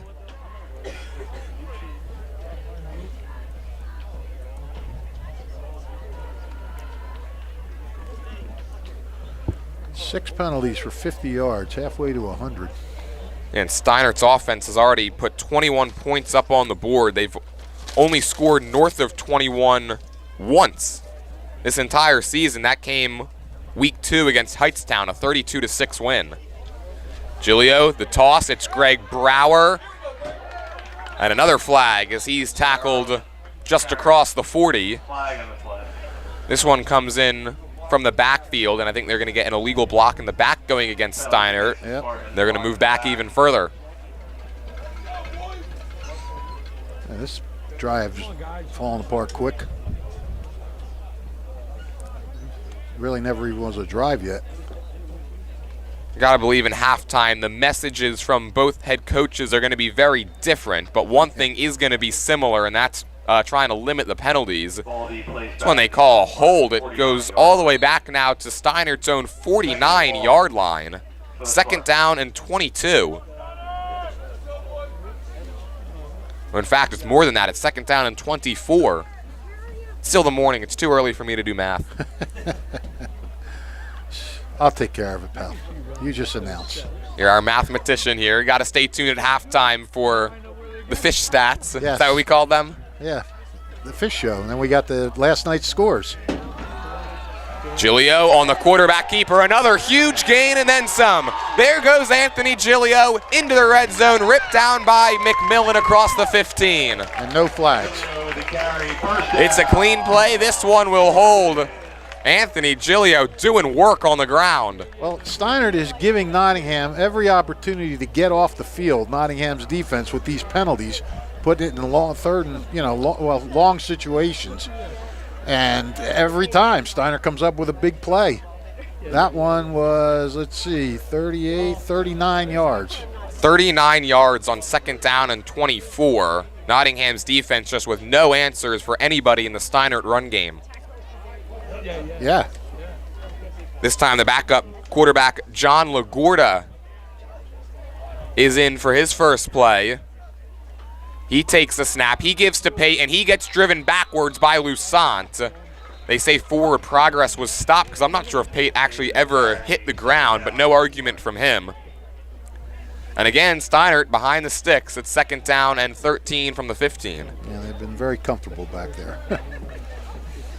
Spartans still with all 3 timeouts as well, as we tick down to 90 seconds here as they'll huddle up, trying to go up 4 scores into the break.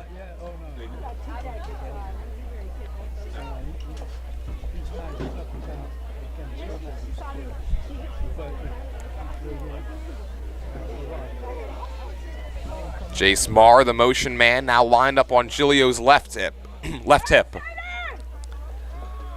Giglio keeps it himself, gaping hole up the middle, he's going to walk in. Anthony Giglio with his first rushing touchdown of the game, the 4th on the ground for Steinert in the first half alone, 27-0, and the route is on here in Hamilton. I mean, I just cannot believe the holes that these guys have to run through. I mean, Giglio, it was like he was just doing a practice workout all by himself on the field. There was nobody anywhere near him.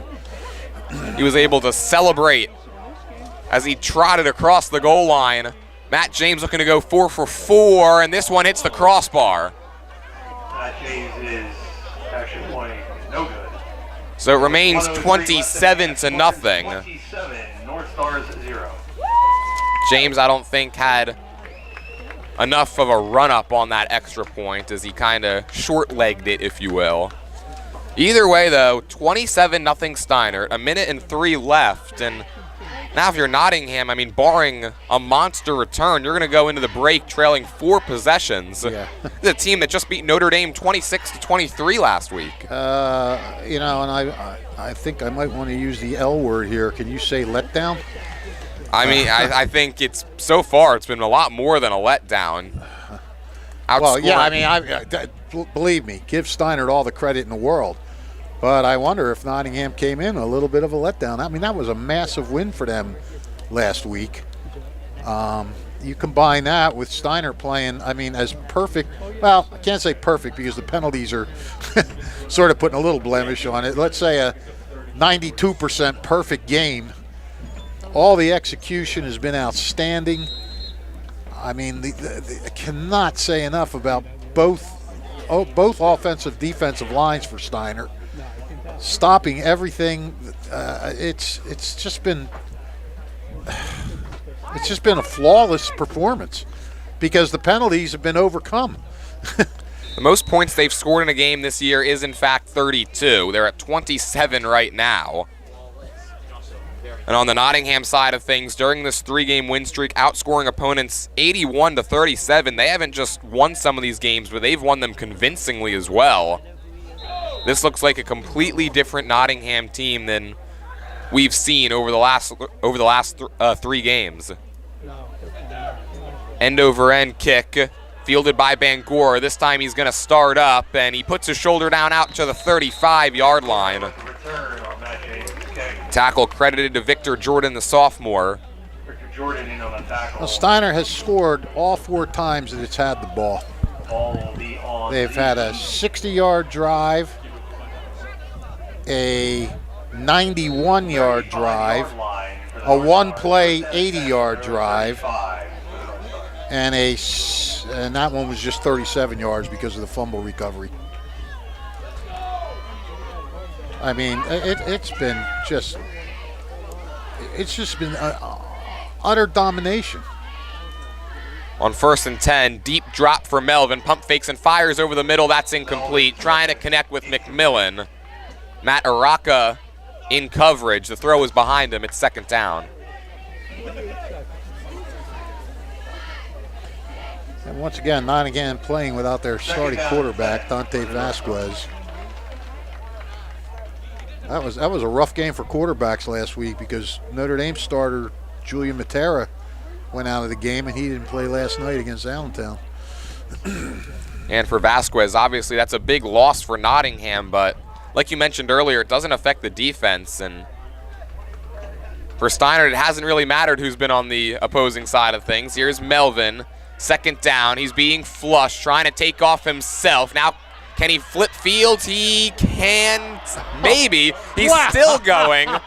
He'll try the near side once again, being chased by everyone and finally dragged out at the 30. So after all that, it's a loss of 5.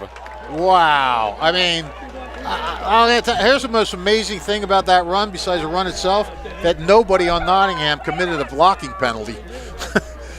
That was a lot of running around for a lot of chaos to ensue.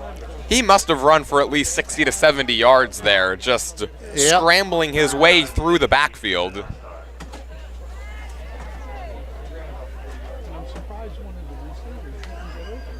And all he's going to have to show for it in the stat sheet is -5. -5.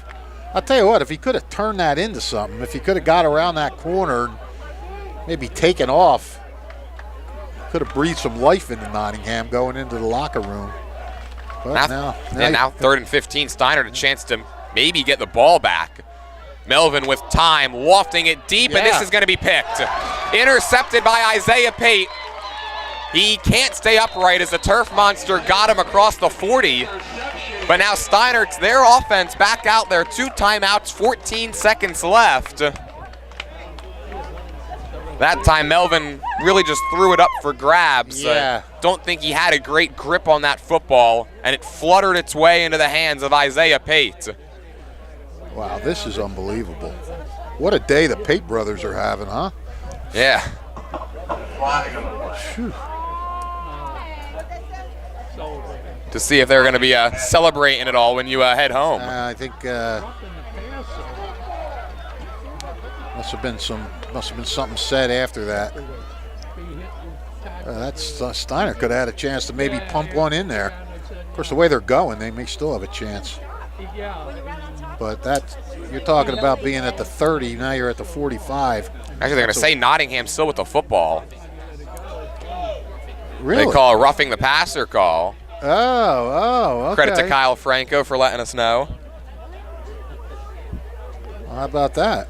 So a little bit of new life for Nottingham. It's 1st and 10 now from the 45.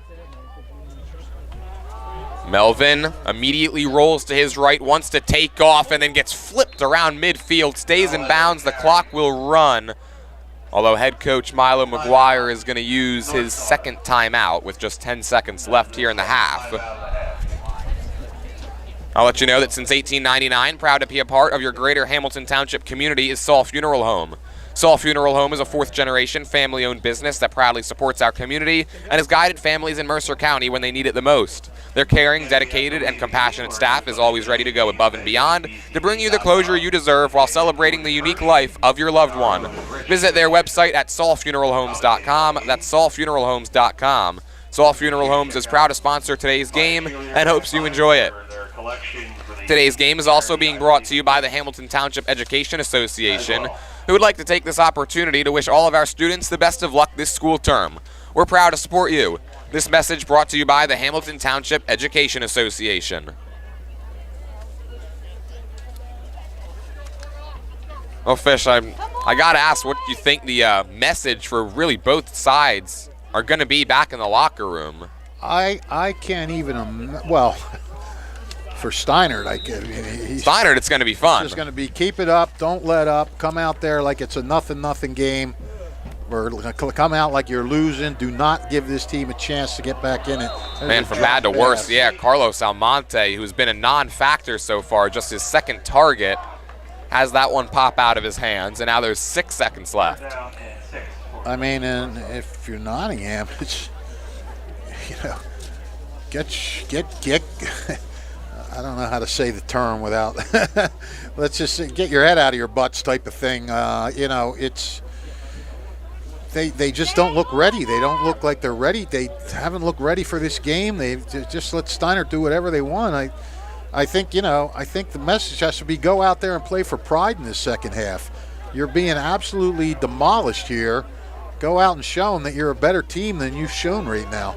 Here comes a Hail Mary try. Melvin wafting it deep into triple coverage, and it's incomplete. And there are 000 on the clock. What a first half for Steinert. They lead it 27-0 after the opening 24 minutes. It's going to be a fun locker room discussion for them, that's for sure, as they take a 4-possession lead into the break. Make sure you stay tuned. Our halftime report is coming up next. Steinert on top 27-0 here on WBCB. Hi, I'm Merrill Reese. Kessel Dermatology offers great cosmetic dermatology featuring the latest technology in cosmetics, including Morpheus 8 for skin tightening and scars, ultraviolet A and B light treatment for psoriasis, eczema, and itching. Kessel Dermatology now offers Genesis and XLV laser treatments for wrinkles, facial discoloration, scars, and hair removal. Kessel Dermatology provides Botox and fillers. Take care of your skin. Schedule an appointment with Kessel Dermatology.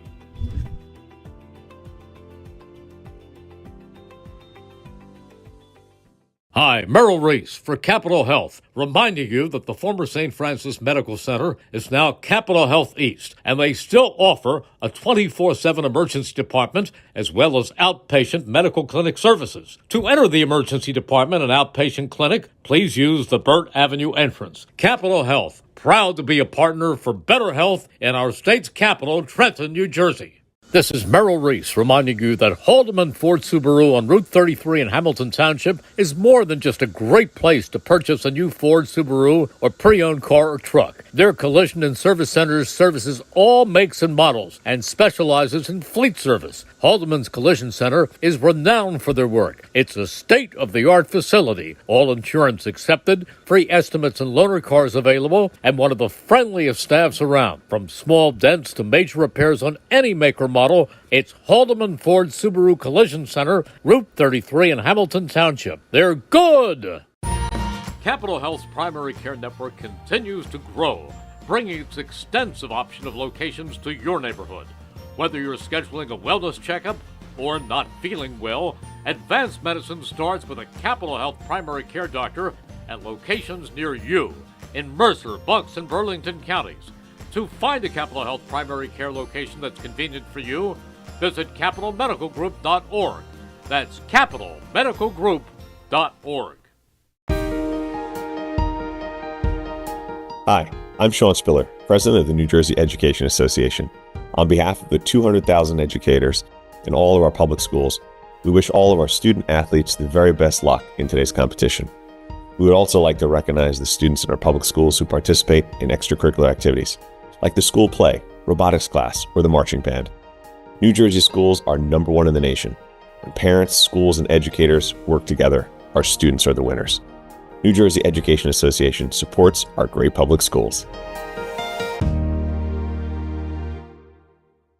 Hi, Merrill Reese reminding you to come back home to traditional Italian cuisine at the Revere Restaurant, 802 River Road in Ewing Township. You'll always feel welcome at the Revere. It's like stepping back in time where you'll feel like you're dining in South Philly or New York's Little Italy. Start your meal with complimentary Hoboken bread. Choose from a menu featuring fresh seafood dishes, succulent steaks and chops, or homemade pasta dishes. You can even eat at the bar. The Revere is open 7 days for lunch and dinner. Private room available for special affairs, plus catering. For reservations, call 609-882-6365. That's 609-882-6365. Come home to traditional Italian cuisine. The Revere Restaurant, 802 River Road, Ewing Township.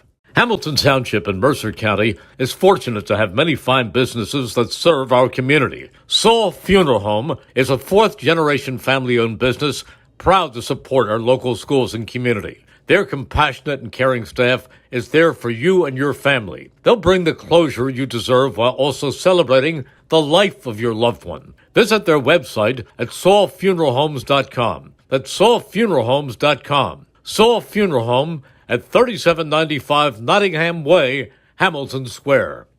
Hi, Paul Muller here, and there's never been a better time to be part of the team. New car inventory is back. We have over 100 new Toyotas ready to drive home today with some of our most popular models available. And with a huge selection of dependable certified used Toyotas, our pre-owned departments are ready to make a deal that works for you. Plus, our award-winning service centers will have you in and out and back on the road in no time. Visit one of our 3 locations in Langhorne, Glen Mills, or Princeton, or online at teamtoyota.net. This is Merrill Reese reminding you that Haldeman Ford Subaru on Route 33 in Hamilton Township is more than just a great place to purchase a new Ford Subaru or pre-owned car or truck. Their collision and service centers services all makes and models and specializes in fleet service. Haldeman's Collision Center is renowned for their work. It's a state-of-the-art facility, all insurance accepted, free estimates and loaner cars available, and one of the friendliest staffs around. From small dents to major repairs on any make or model, it's Haldeman Ford Subaru Collision Center, Route 33 in Hamilton Township. They're good! Capital Health's primary care network continues to grow, bringing its extensive option of locations to your neighborhood. Whether you're scheduling a wellness checkup or not feeling well, advanced medicine starts with a Capital Health primary care doctor at locations near you in Mercer, Bucks, and Burlington counties. To find a Capital Health primary care location that's convenient for you, visit capitalmedicalgroup.org. That's capitalmedicalgroup.org. Hi, I'm Sean Spiller, President of the New Jersey Education Association. On behalf of the 200,000 educators in all of our public schools, we wish all of our student athletes the very best luck in today's competition. We would also like to recognize the students in our public schools who participate in extracurricular activities, like the school play, robotics class, or the marching band. New Jersey schools are number one in the nation. When parents, schools, and educators work together, our students are the winners. New Jersey Education Association supports our great public schools. Hi, Merrill Reese reminding you to come back home to traditional Italian cuisine at the Revere Restaurant, 802 River Road in Ewing Township. You'll always feel welcome at the Revere. It's like stepping back in time where you'll feel like you're dining in South Philly or New York's Little Italy. Start your meal with complimentary Hoboken bread. Choose from a menu featuring fresh seafood dishes, succulent steaks and chops, or homemade pasta dishes. You can even eat at the bar. The Revere is open 7 days for lunch and dinner. Private room available for special affairs, plus catering. For reservations, call 609-882-6365. That's 609-882-6365. Come home to traditional Italian cuisine. The Revere Restaurant, 802 River Road, Ewing Township. Hamilton Township in Mercer County is fortunate to have many fine businesses that serve our community. Saul Funeral Home is a fourth-generation family-owned business proud to support our local schools and community. Their compassionate and caring staff is there for you and your family. They'll bring the closure you deserve while also celebrating the life of your loved one. Visit their website at saulfuneralhomes.com. That's saulfuneralhomes.com. Saul Funeral Home at 3795 Nottingham Way, Hamilton Square. Hi, Paul Muller here, and there's never been a better time to be part of the team. New car inventory is back. We have over 100 new Toyotas ready to drive home today with some of our most popular models available. And with a huge selection of dependable certified used Toyotas, our pre-owned departments are ready to make a deal that works for you. Plus, our award-winning service centers will have you in and out and back on the road in no time. Visit one of our 3 locations in Langhorne, Glen Mills, or Princeton, or online at teamtoyota.net. 1490 WBCB Levittown and Trenton, and video stream live at WBCBsports.com. Your home for the best local sports in Bucks and Mercer counties.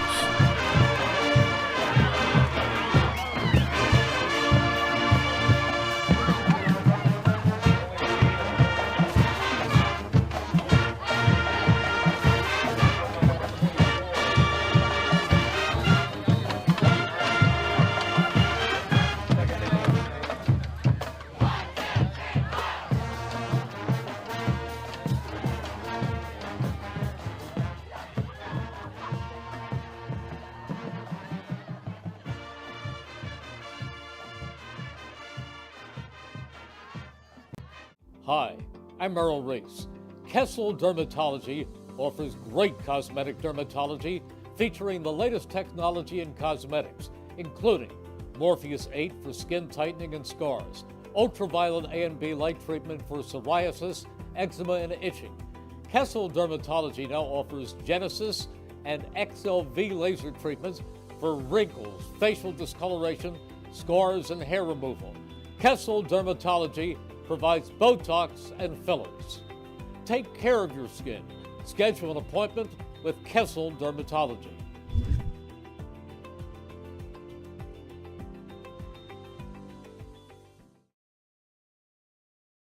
1490 WBCB Levittown and Trenton, and video stream live at WBCBsports.com. Your home for the best local sports in Bucks and Mercer counties.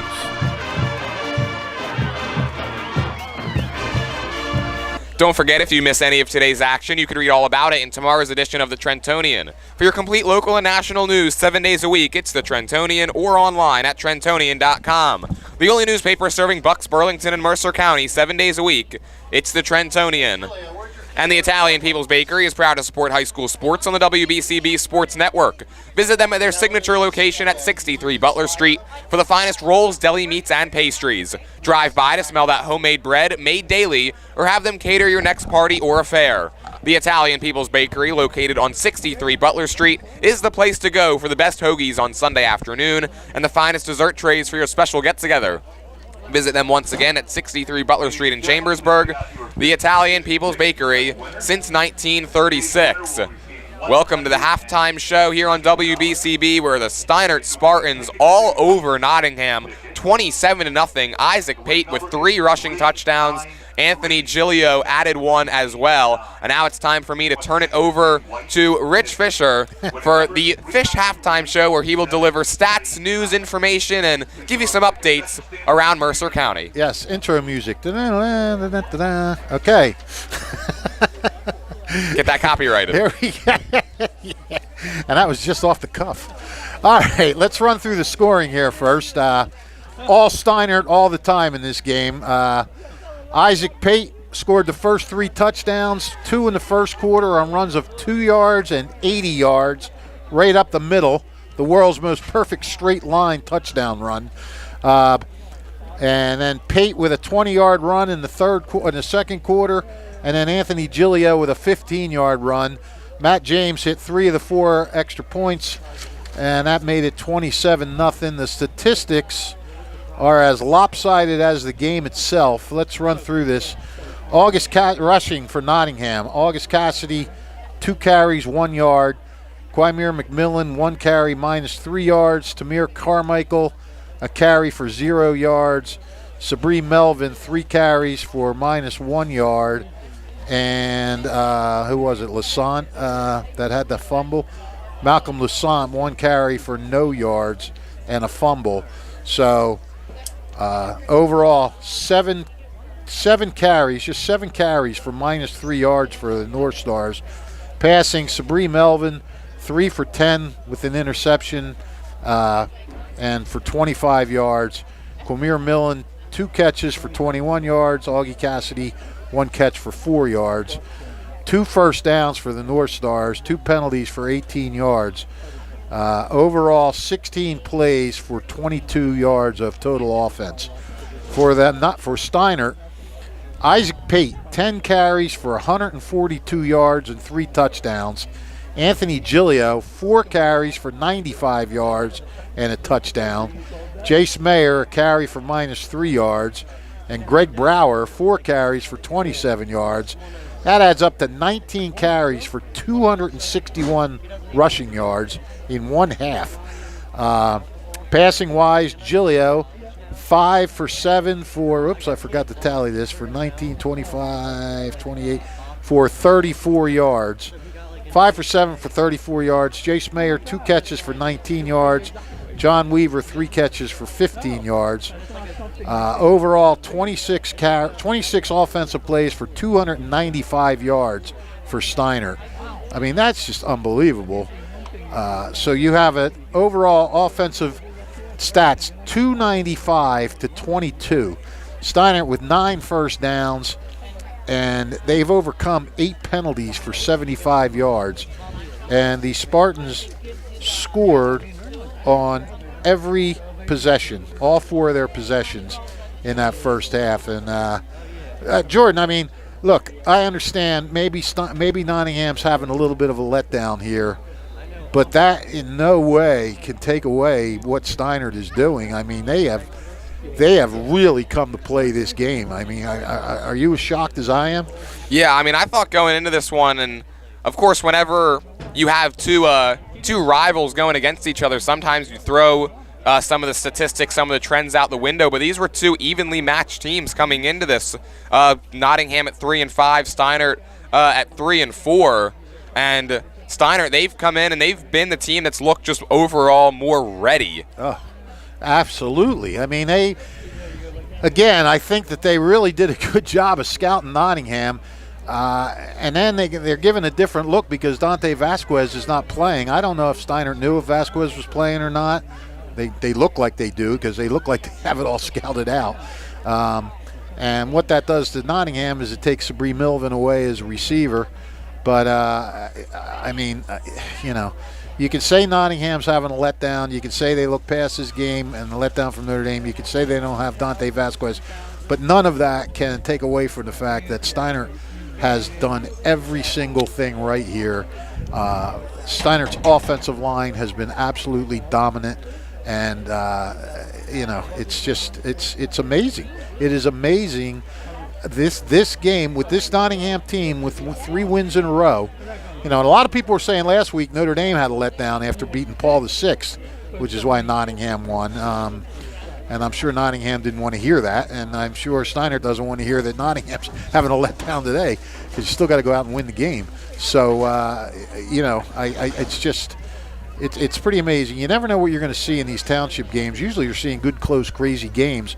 Sometimes you get these surprising blowouts going away a different way. And, Look, Nottingham. Nottingham.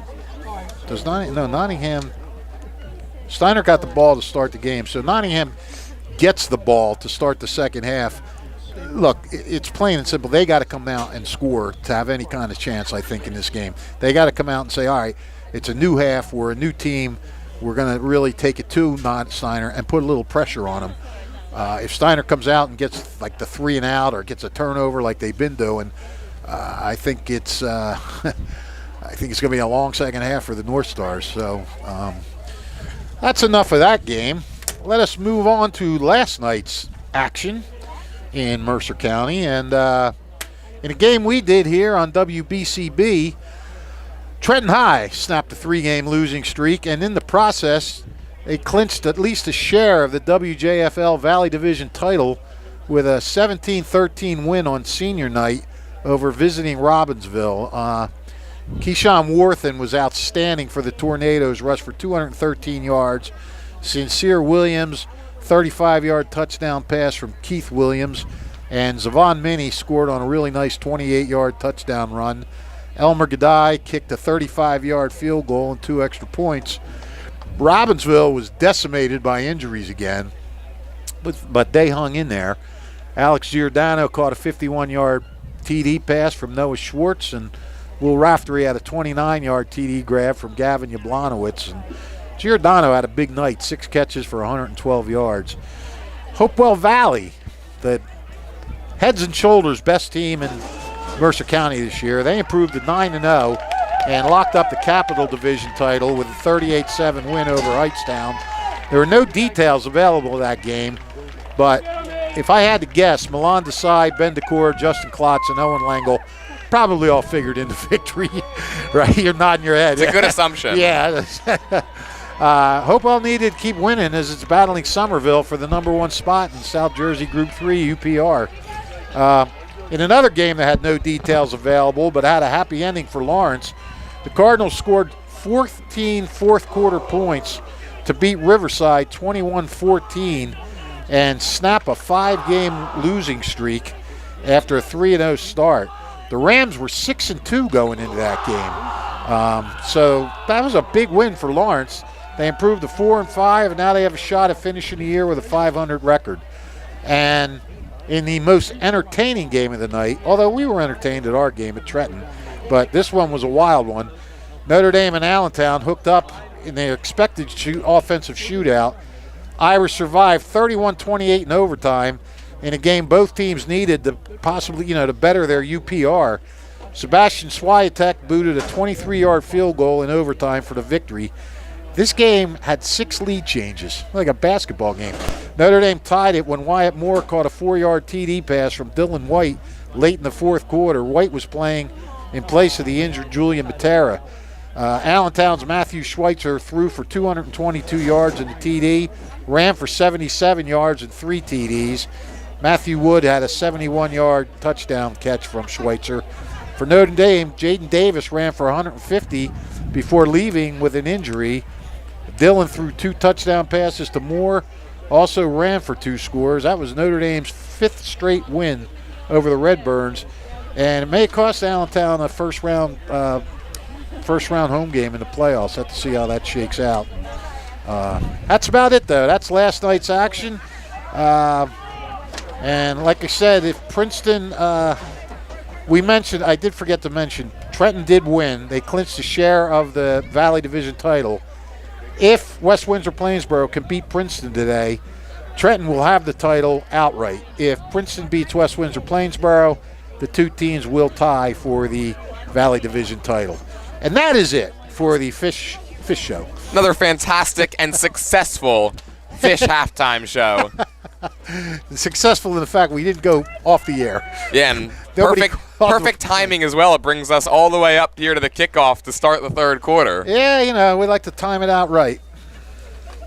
So Nottingham, they won the opening toss. They elected to defer. Their offense will be up first here in the second half. And Fish, like you mentioned, they got to find some type of way to go down and get points. I mean, it's critical. Down 27-0, it's a tall task. But if you're Nottingham, you got to just take it kind of drive by drive, play by play at this point. Yeah, right. And just emotionally, though, you have to come out and do something. You have to make some kind of a statement that you're not going away and that, you're still going to put up a battle here in the second half. Here's the opening kick. It's a deep one from Matt James. It sails over everyone's head into the end zone for a touchback. Well, we've seen Steinert do pretty much everything on this kickoff. I think James caught McMillan and company off guard back there and just booted it over their heads. They weren't ready for it. This drive will start from the 20. That first half, it couldn't have gone much better for Steinert, leading 27-0. And what'd you say, outgaining them 295 to 22? Yes, 295 to 22. Look at you, memory like a steel trap. And that's with 8 penalties for 75 yards as well mixed in. Yeah, how do you do that? Was an explosive first half. The penalties gave him a chance to gain even more yards. Here's Cassidy. It's just his 3rd carry of the day.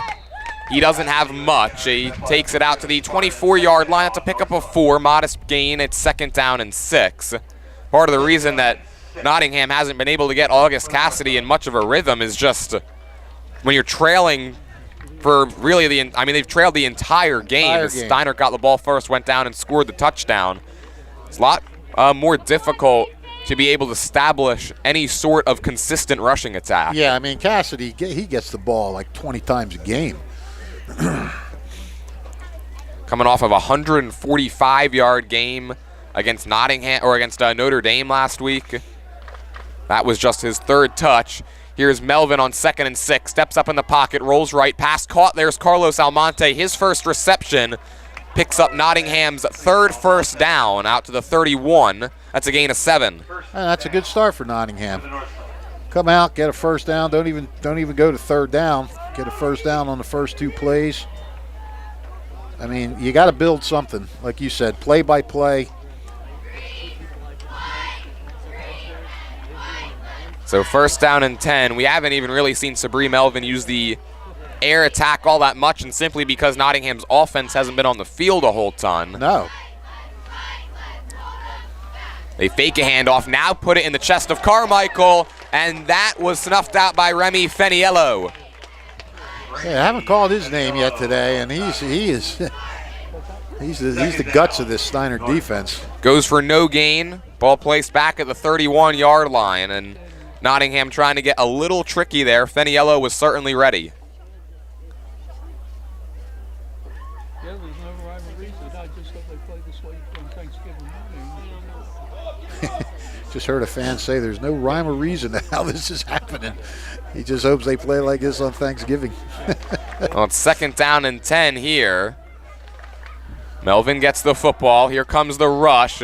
Being chased yet again, trying to take off. Melvin throws across his body, incomplete, through a fastball down near the legs of Quamir McMillan. Pass falls incomplete, and that sets up 3rd down. This is killing Dante Vasquez to be watching this game too, because he's really been coming on. Yeah, especially the way he's been playing recently. The last 3 games, 31 of 50, 487 yards, 6 touchdowns. Threw for more yards in his last 3 games than in the opening 5. He was standing over there next to Teddy Mondesir, the 2 of them both out injured.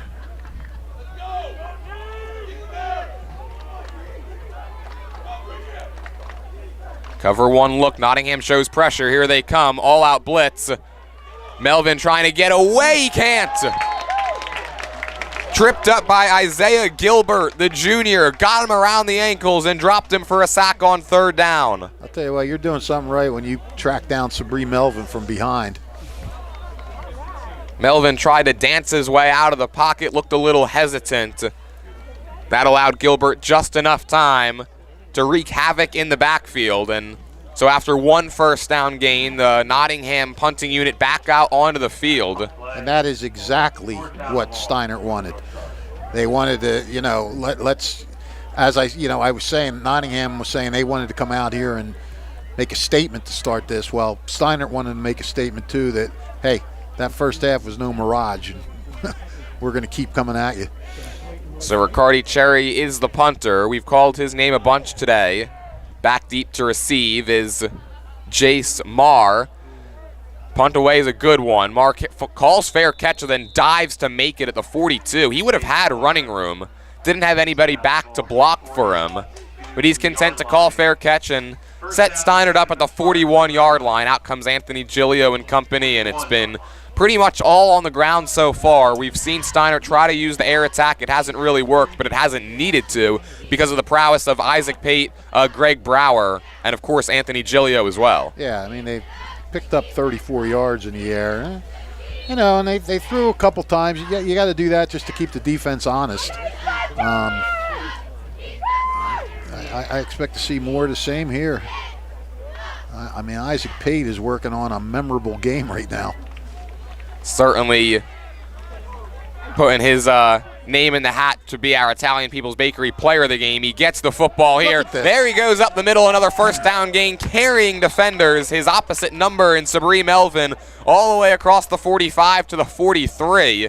Isaac Pate picking up right where he left off in the first. I mean, he's not a big kid, and he's shedding tacklers, you know, like he's Derrick Henry. I mean, it's just unbelievable.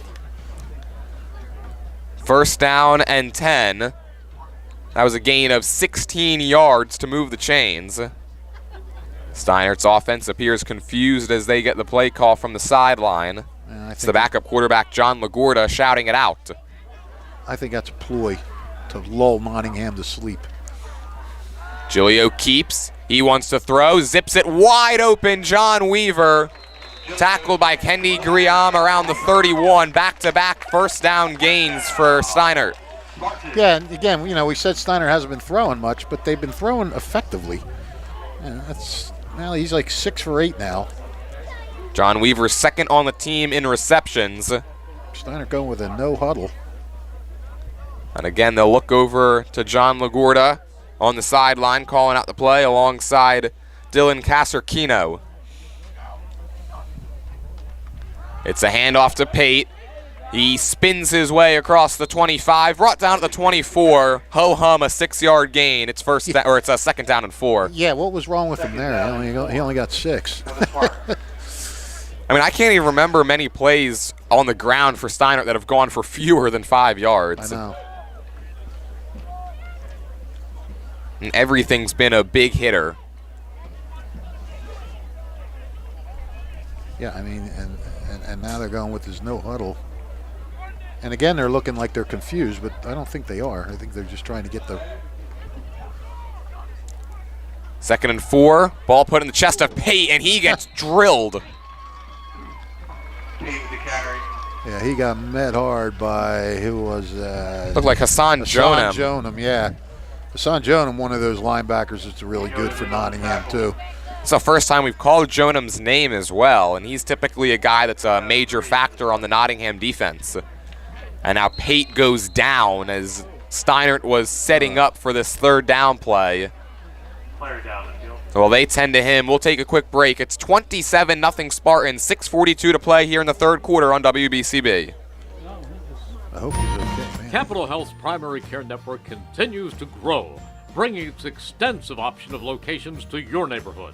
Whether you're scheduling a wellness checkup or not feeling well, advanced medicine starts with a Capital Health primary care doctor at locations near you in Mercer, Bucks, and Burlington counties. To find a Capital Health primary care location that's convenient for you, visit capitalmedicalgroup.org. That's capitalmedicalgroup.org. Hi, I'm Sean Spiller, President of the New Jersey Education Association. On behalf of the 200,000 educators in all of our public schools, we wish all of our student athletes the very best luck in today's competition. We would also like to recognize the students in our public schools who participate in extracurricular activities, like the school play, robotics class, or the marching band. New Jersey schools are #1 in the nation. When parents, schools, and educators work together, our students are the winners. New Jersey Education Association supports our great public schools. Hi, Merrill Reese reminding you to come back home to traditional Italian cuisine at the Revere Restaurant, 802 River Road in Ewing Township. You'll always feel welcome at the Revere. It's like stepping back in time where you'll feel like you're dining in South Philly or New York's Little Italy. Start your meal with complimentary Hoboken bread. Choose from a menu featuring fresh seafood dishes, succulent steaks and chops, or homemade pasta dishes. You can even eat at the bar. The Revere is open 7 days for lunch and dinner. Private room available for special affairs, plus catering. For reservations, call 609-882-6365. That's 609-882-6365. Come home to traditional Italian cuisine. The Revere Restaurant, 802 River Road. Alongside Rich Fisher, I'm Jordan Hirsch. Isaac Pate got up and walked slowly off the field under his own power. But he was his left arm, he was sort of letting it hang a little bit. 3rd and 3, Giglio to the air, quick pass, that's caught. John Weaver, first down and more, down the sideline, towards the end zone, he's close. He's about 3 yards short. Jeez. Everything going right for Steinert on offense. Yeah, I mean, you figure after Pate goes off the field, shook up, you know, you never know how a team's going to react to that with the game that he's having, and they come right back and get another first down. Their 12th of the game. So it's first down and goal from, they'll call it the 2-yard line. Pate has 3 rushing touchdowns. Giglio's got 1. Greg Brower is the running back in the backfield with Giglio as they get this play call from the sideline.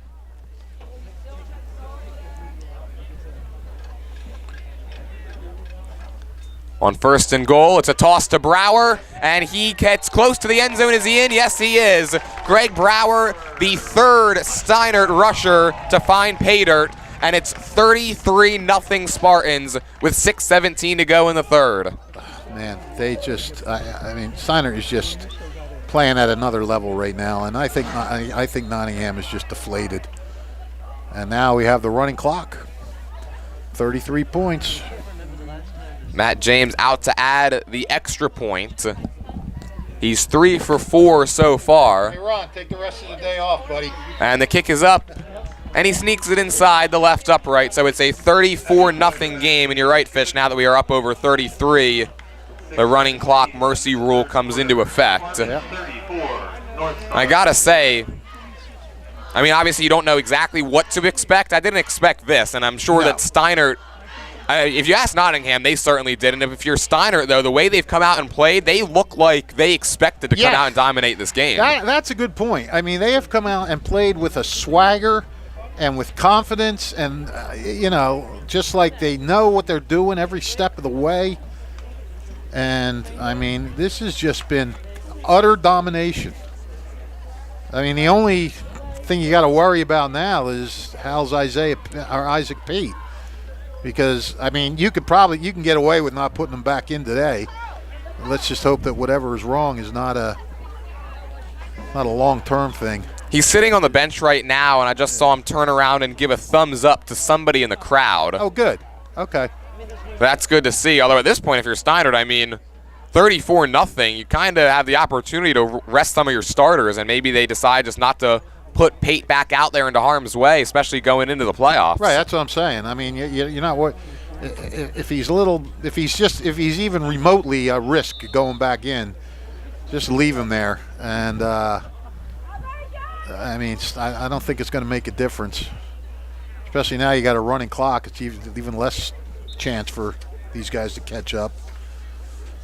Jordan, I thought I would be leaving you. I'll probably be leaving almost just near the end of the game now with the running clock going. You're going to be heading over to call some soccer in a little bit. Got Colonial Valley Conference Tournament Finals today, 2 o'clock.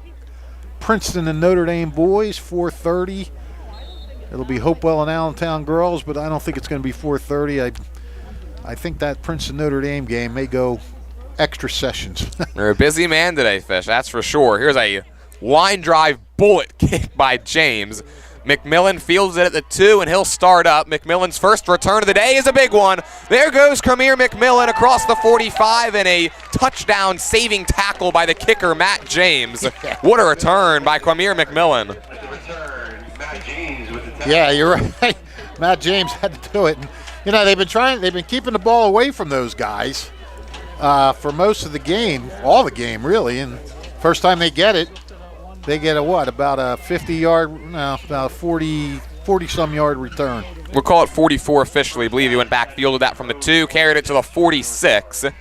So good starting field position for Nottingham. Now the running clock is in effect. And if you're the North Stars, just trying to do something to build on offense. Here's a give to Carmichael, his second carry, and he gets popped right at the line of scrimmage. And now a flag comes in after the end of that play, and they're going to get another unsportsmanlike conduct call. We'll see what it goes against. There were a couple players on Steinert that were trying to mix it up a little. And it does go against the Spartans. So it's another unsportsmanlike call. That'll be a first down gain for Nottingham, thanks to some of the extracurriculars. I think Remy Feniello was one of the guys who was in there for Nottingham, or for Steinert, rather. I don't know if I've ever seen a team get 90 yards in penalties and lead 34-0. Yeah, they've been able to overcome a lot of their own wrongdoing, whether it be some of these unsportsmanlike calls or constantly playing in 2nd and 13 or 2nd and 15. Yep. And listen, you know they want this shutout, because after being shut out the previous 2 years by Nottingham, they want to return that favor. Melvin steps up, pump fakes, gets away from one man, now takes off, cuts his way across the 40, then gets tackled from behind by Greg Brower. After a modest pickup on first down, out to the 35. He got half of what he needed. It's a second down and 5. I'm surprised we haven't seen Melvin use his legs more back there. I mean, that's where he's effective, when he's on the move. We haven't really seen that design QB run that we kind of expected coming into this one as well. I mean, I know he's trying to hang in there and make the pass and everything, but Melvin has a lot of time going deep for Carmichael in the end zone. It's tipped around and nearly picked. Makai Blackstone had a shot at it. Yeah, Blackstone, it was almost like he was just standing there. He just kind of looked down, and the ball was coming into his one arm, and he just tried to grab it. It looked kind of funny the way that played out. And Carmichael appeared to overrun that one as well. Didn't really adjust back to it, and that left Blackstone with a chance and just couldn't come up with it off the juggle. So 3rd down and 5, and honestly, that was probably one of the better deep balls we've seen Melvin throw in this game. Yep. He's already thrown one interception that got called back after a roughing the passer penalty. Melvin on 3rd and 5. This time he doesn't have any time. Feniello can't bring him to the ground. He just throws it away. He's in the direction that time of Gene Bosquet. And Melvin a little slow to get up after Feniello nearly was able to wrap him up and bring him down. He just did a good job of keeping his feet to be able to throw that ball and avoid the sack. Just saw Chris McLaughlin, the Steinert trainer, talking to Isaac Pate. I'd like to know what that was all about. Pate's still seated on the bench. He's the only one. I would think he'd really like to get back in there. He's working on a 200-yard game. I mean, he doesn't have it yet. He's got 159.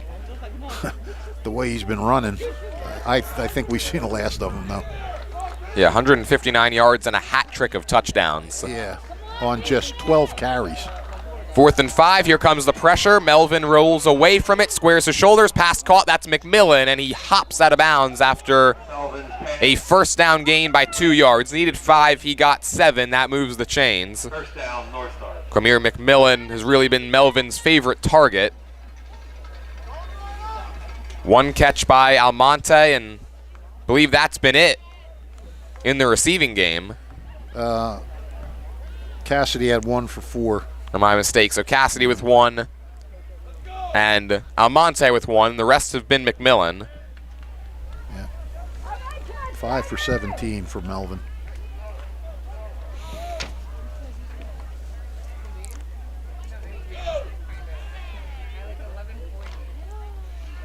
On 1st and 10, another quick rollout. Melvin going deep, and it's picked. Intercepted by Steinert and taking it down the far sideline. Trying to make out who that was. That was Isaiah Pate.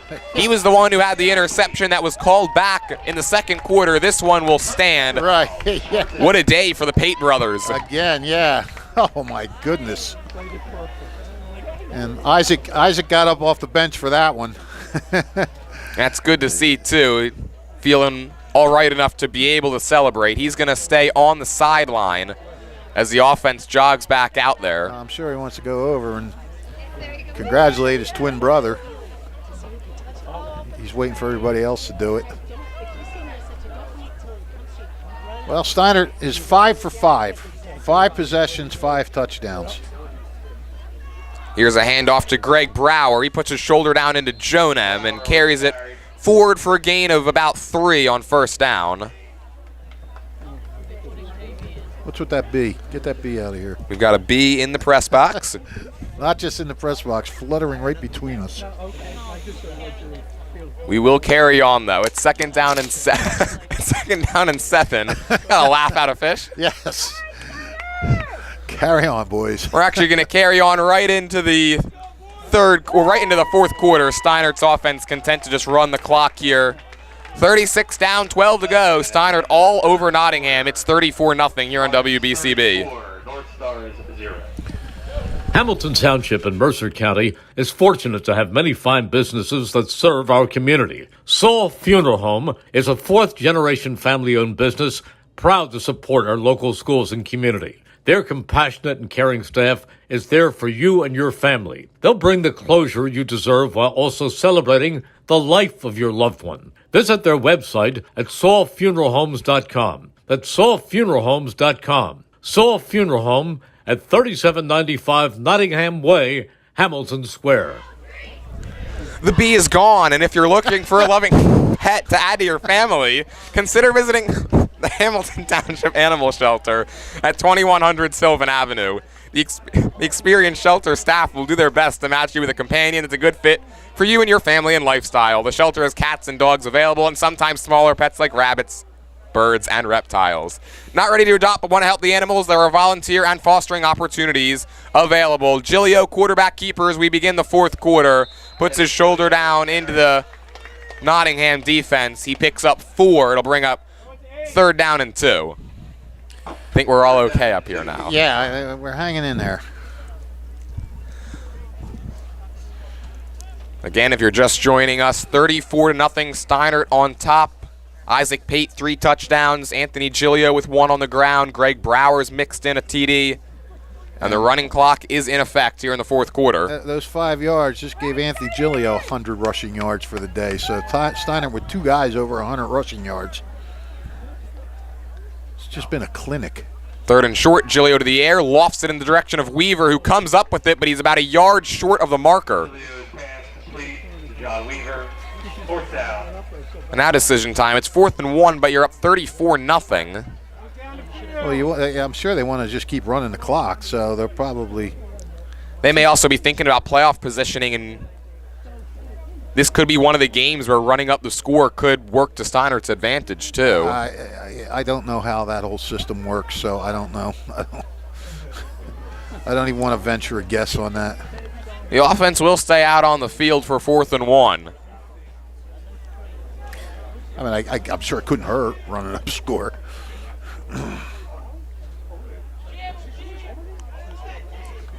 I mean, more importantly, they got the running clock in their favor, so they'll just keep,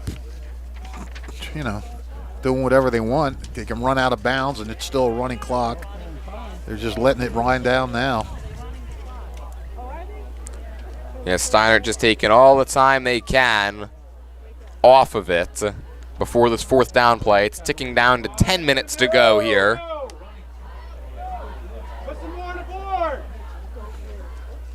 Got to believe delay a game penalty might be coming up soon. In fact, head coach Thaddeus Richards, he's going to call timeout. Not sure what that was all about. And so the clock will stop at 9:51, and it gives me a chance to Let you know that Bob Hope's Auto Repair at 903 Arena Drive in Hamilton. Trust, integrity, and reliability since 1986. This family-owned and operated auto repair shop has been serving the greater Hamilton-Trenton area with fair, honest, and competitive pricing for top-notch auto repair services. Air conditioning service, alternators, inspection, and emission system repairs. Also tune-ups, brakes, repairing check engine lights, and more auto services. Their full-time staff of certified ACE mechanics handle all major and minor repairs, foreign or domestic. Bob Hope's Auto Repair at 903 Arena Drive in Hamilton, open Monday through Thursday 8 a.m. to 6 p.m., Fridays 8 to 5, and closed over the weekend.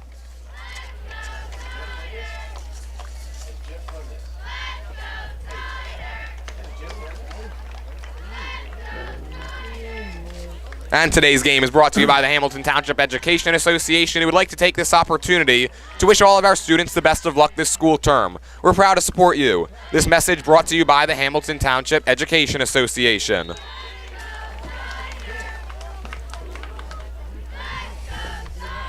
You know, I'm going to be rushing out of here to get to the soccer game, and now I forget where I parked. Play action as Fish tries to figure out where his car is, and this one's going backwards.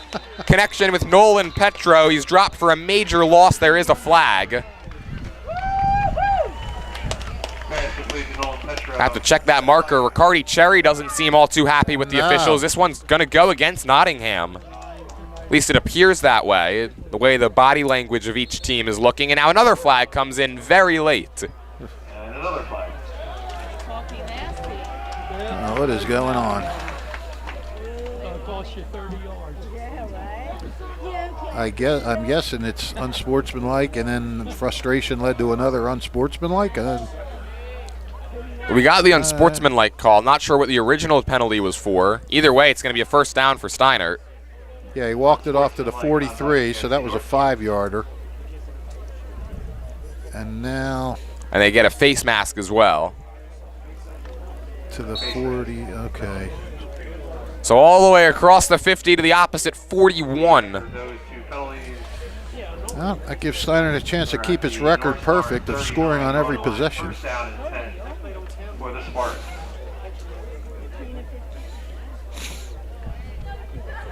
You don't see my car. It's a Toyota Corolla. No, my eyesight's not that good from here. Okay.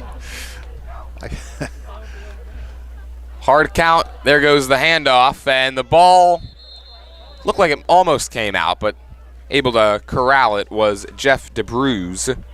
Jeff DeBrew carry second down. That goes for no gain. They'll bring up second down. DeBrew, according to PA man Michael Hastings, who was flawless in his duties. Jeff DeBrew, junior on this Steinert squad. Well, if he's able to get into the end zone, there'd be 4 different rushers. Yeah, right. You know it's Stinger, though. He just likes to think about brew. Yeah. Here on 2nd and 10, it's Greg Brower as a flag flies. Short gain for now. It's in the area of an offensive holding call. Penalties sort of defeat the purpose of the running clock. I think we need a new running clock rule. Penalties don't stop the clock. And Steinert's backing up, and this will be a 10-yarder.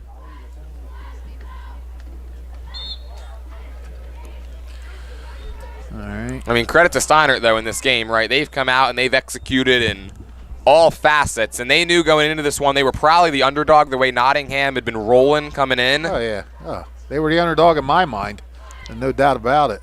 And they've gone out there and put whoever they're going to face in the first round of the playoffs on notice, that's for sure.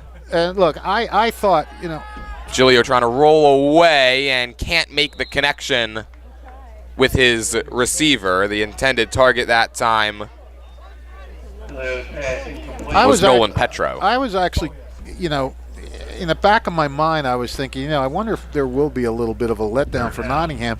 But I really didn't even bring it up because I just, with the fact that this is a township game and that there's so much on the line with the playoff seedings and everything, I thought that Nottingham would just avoid that. And,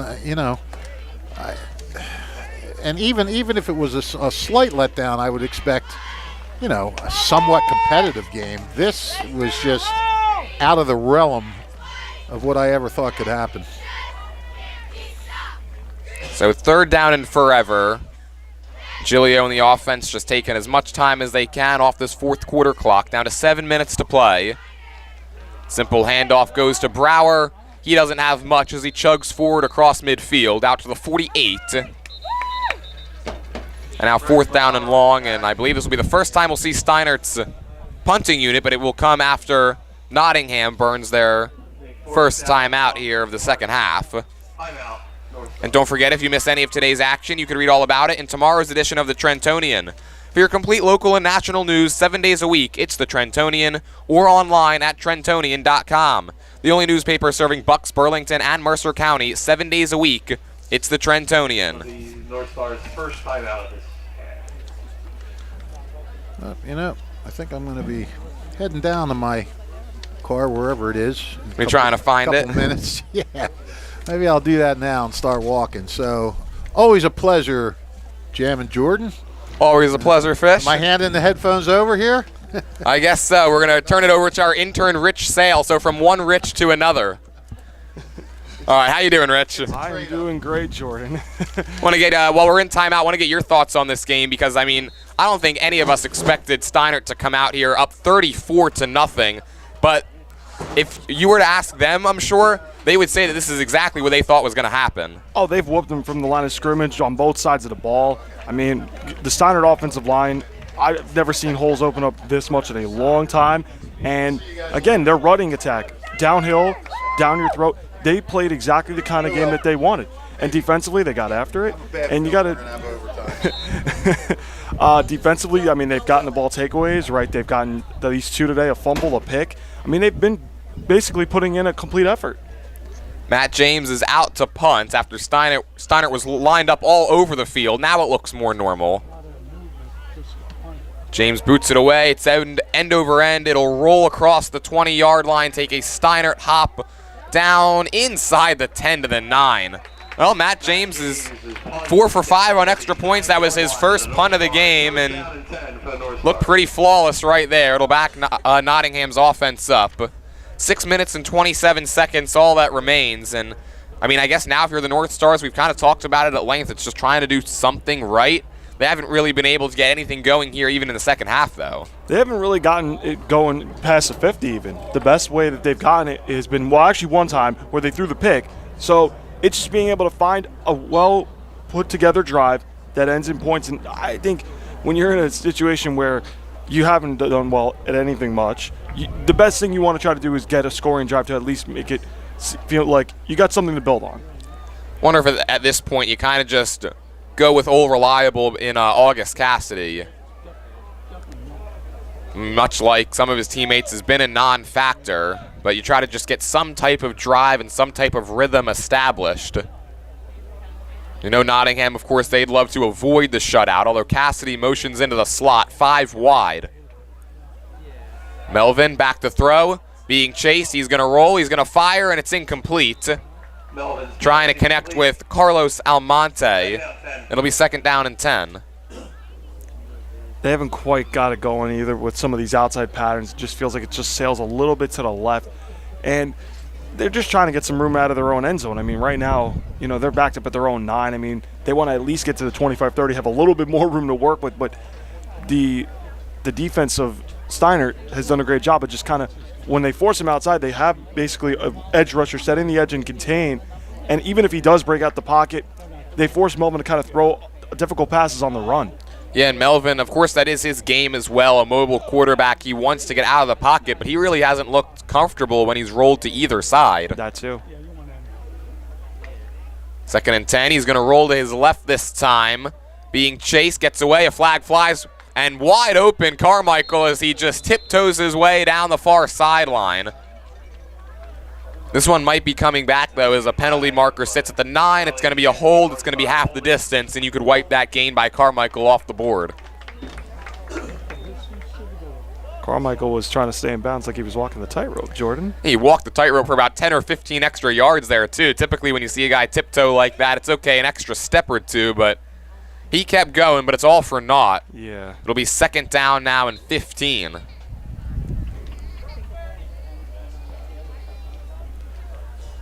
The question for Nottingham is they still in all likelihood will get a spot in the postseason.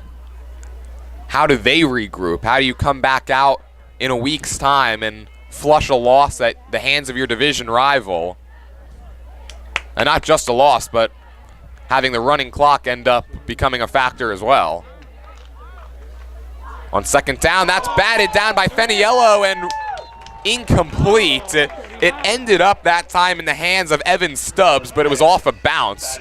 Boy, that would have been just, I mean, that would have been a perfect end, I guess, for Steinert, and that would have been very fitting, and they got a batted ball right into the hands of their defensive lineman. Yeah, that would have been another highlight to the impressive shutout that they have going right now and look to keep with under 3.5 to go.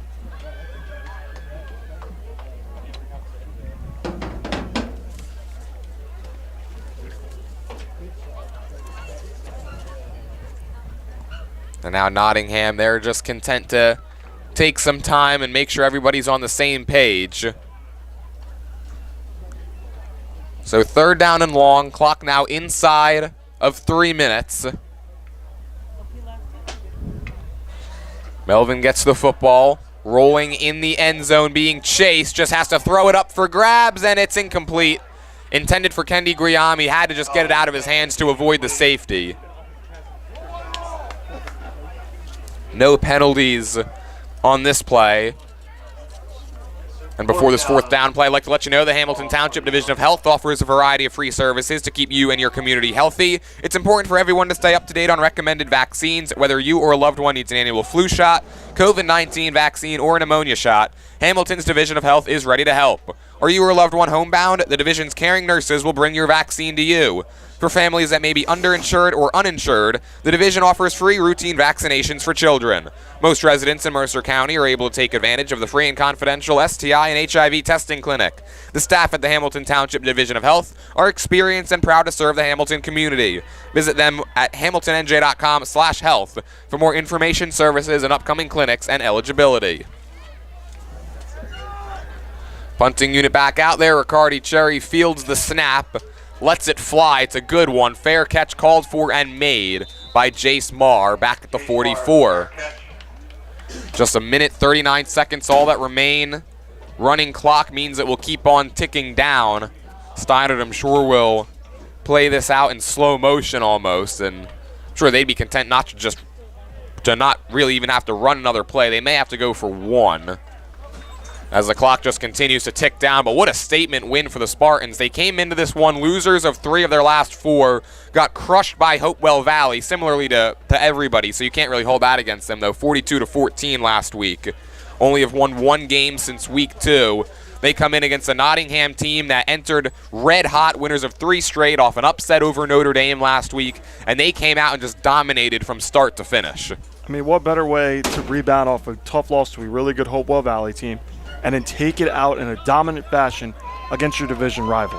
I mean, that's got to be a sweet, sweet feeling right now for Steinert. I mean, they played basically their best game in a very important week of the season for not just Nottingham, but for both teams. Giglio, or I should say it's actually the backup quarterback, LaGuardia, he takes the knee, and that will do it. Steinert will improve to 4-4. Nottingham falls to 3-6. And the Spartans get a statement win over their rivals from just down Klockner Road. Final score, 34-0. Big thanks to all our sponsors, Saul Funeral Homes, Kessel Dermatology, the Revere Restaurant, Haldeman Ford Subaru, the Capital Health System, the New Jersey Education Association, Team Toyota, the Hamilton Township Education Association, the Trentonian, the Italian People's Bakery, the Hamilton Township Animal Shelter, Hyundai of Trenton, Bob Hope's Auto Repair, the Hamilton Township Division of Health, and Mako of Ewing. Isaac Pate, he's our Italian People's Bakery player of the game, 153 yards on the ground and 3 touchdowns. You can find that interview shortly following the conclusion of this broadcast over on the WBCB Sports YouTube channel. Steinert gets the win, 34-0. One final time for the entire crew. Rich Sale and Rich Fisher on color commentary. Brianne O'Neill produced today's stream, and our cameraman was Darnell Turner. My name is Jordan Hirsch, saying thank you for watching, and have a great weekend, everybody.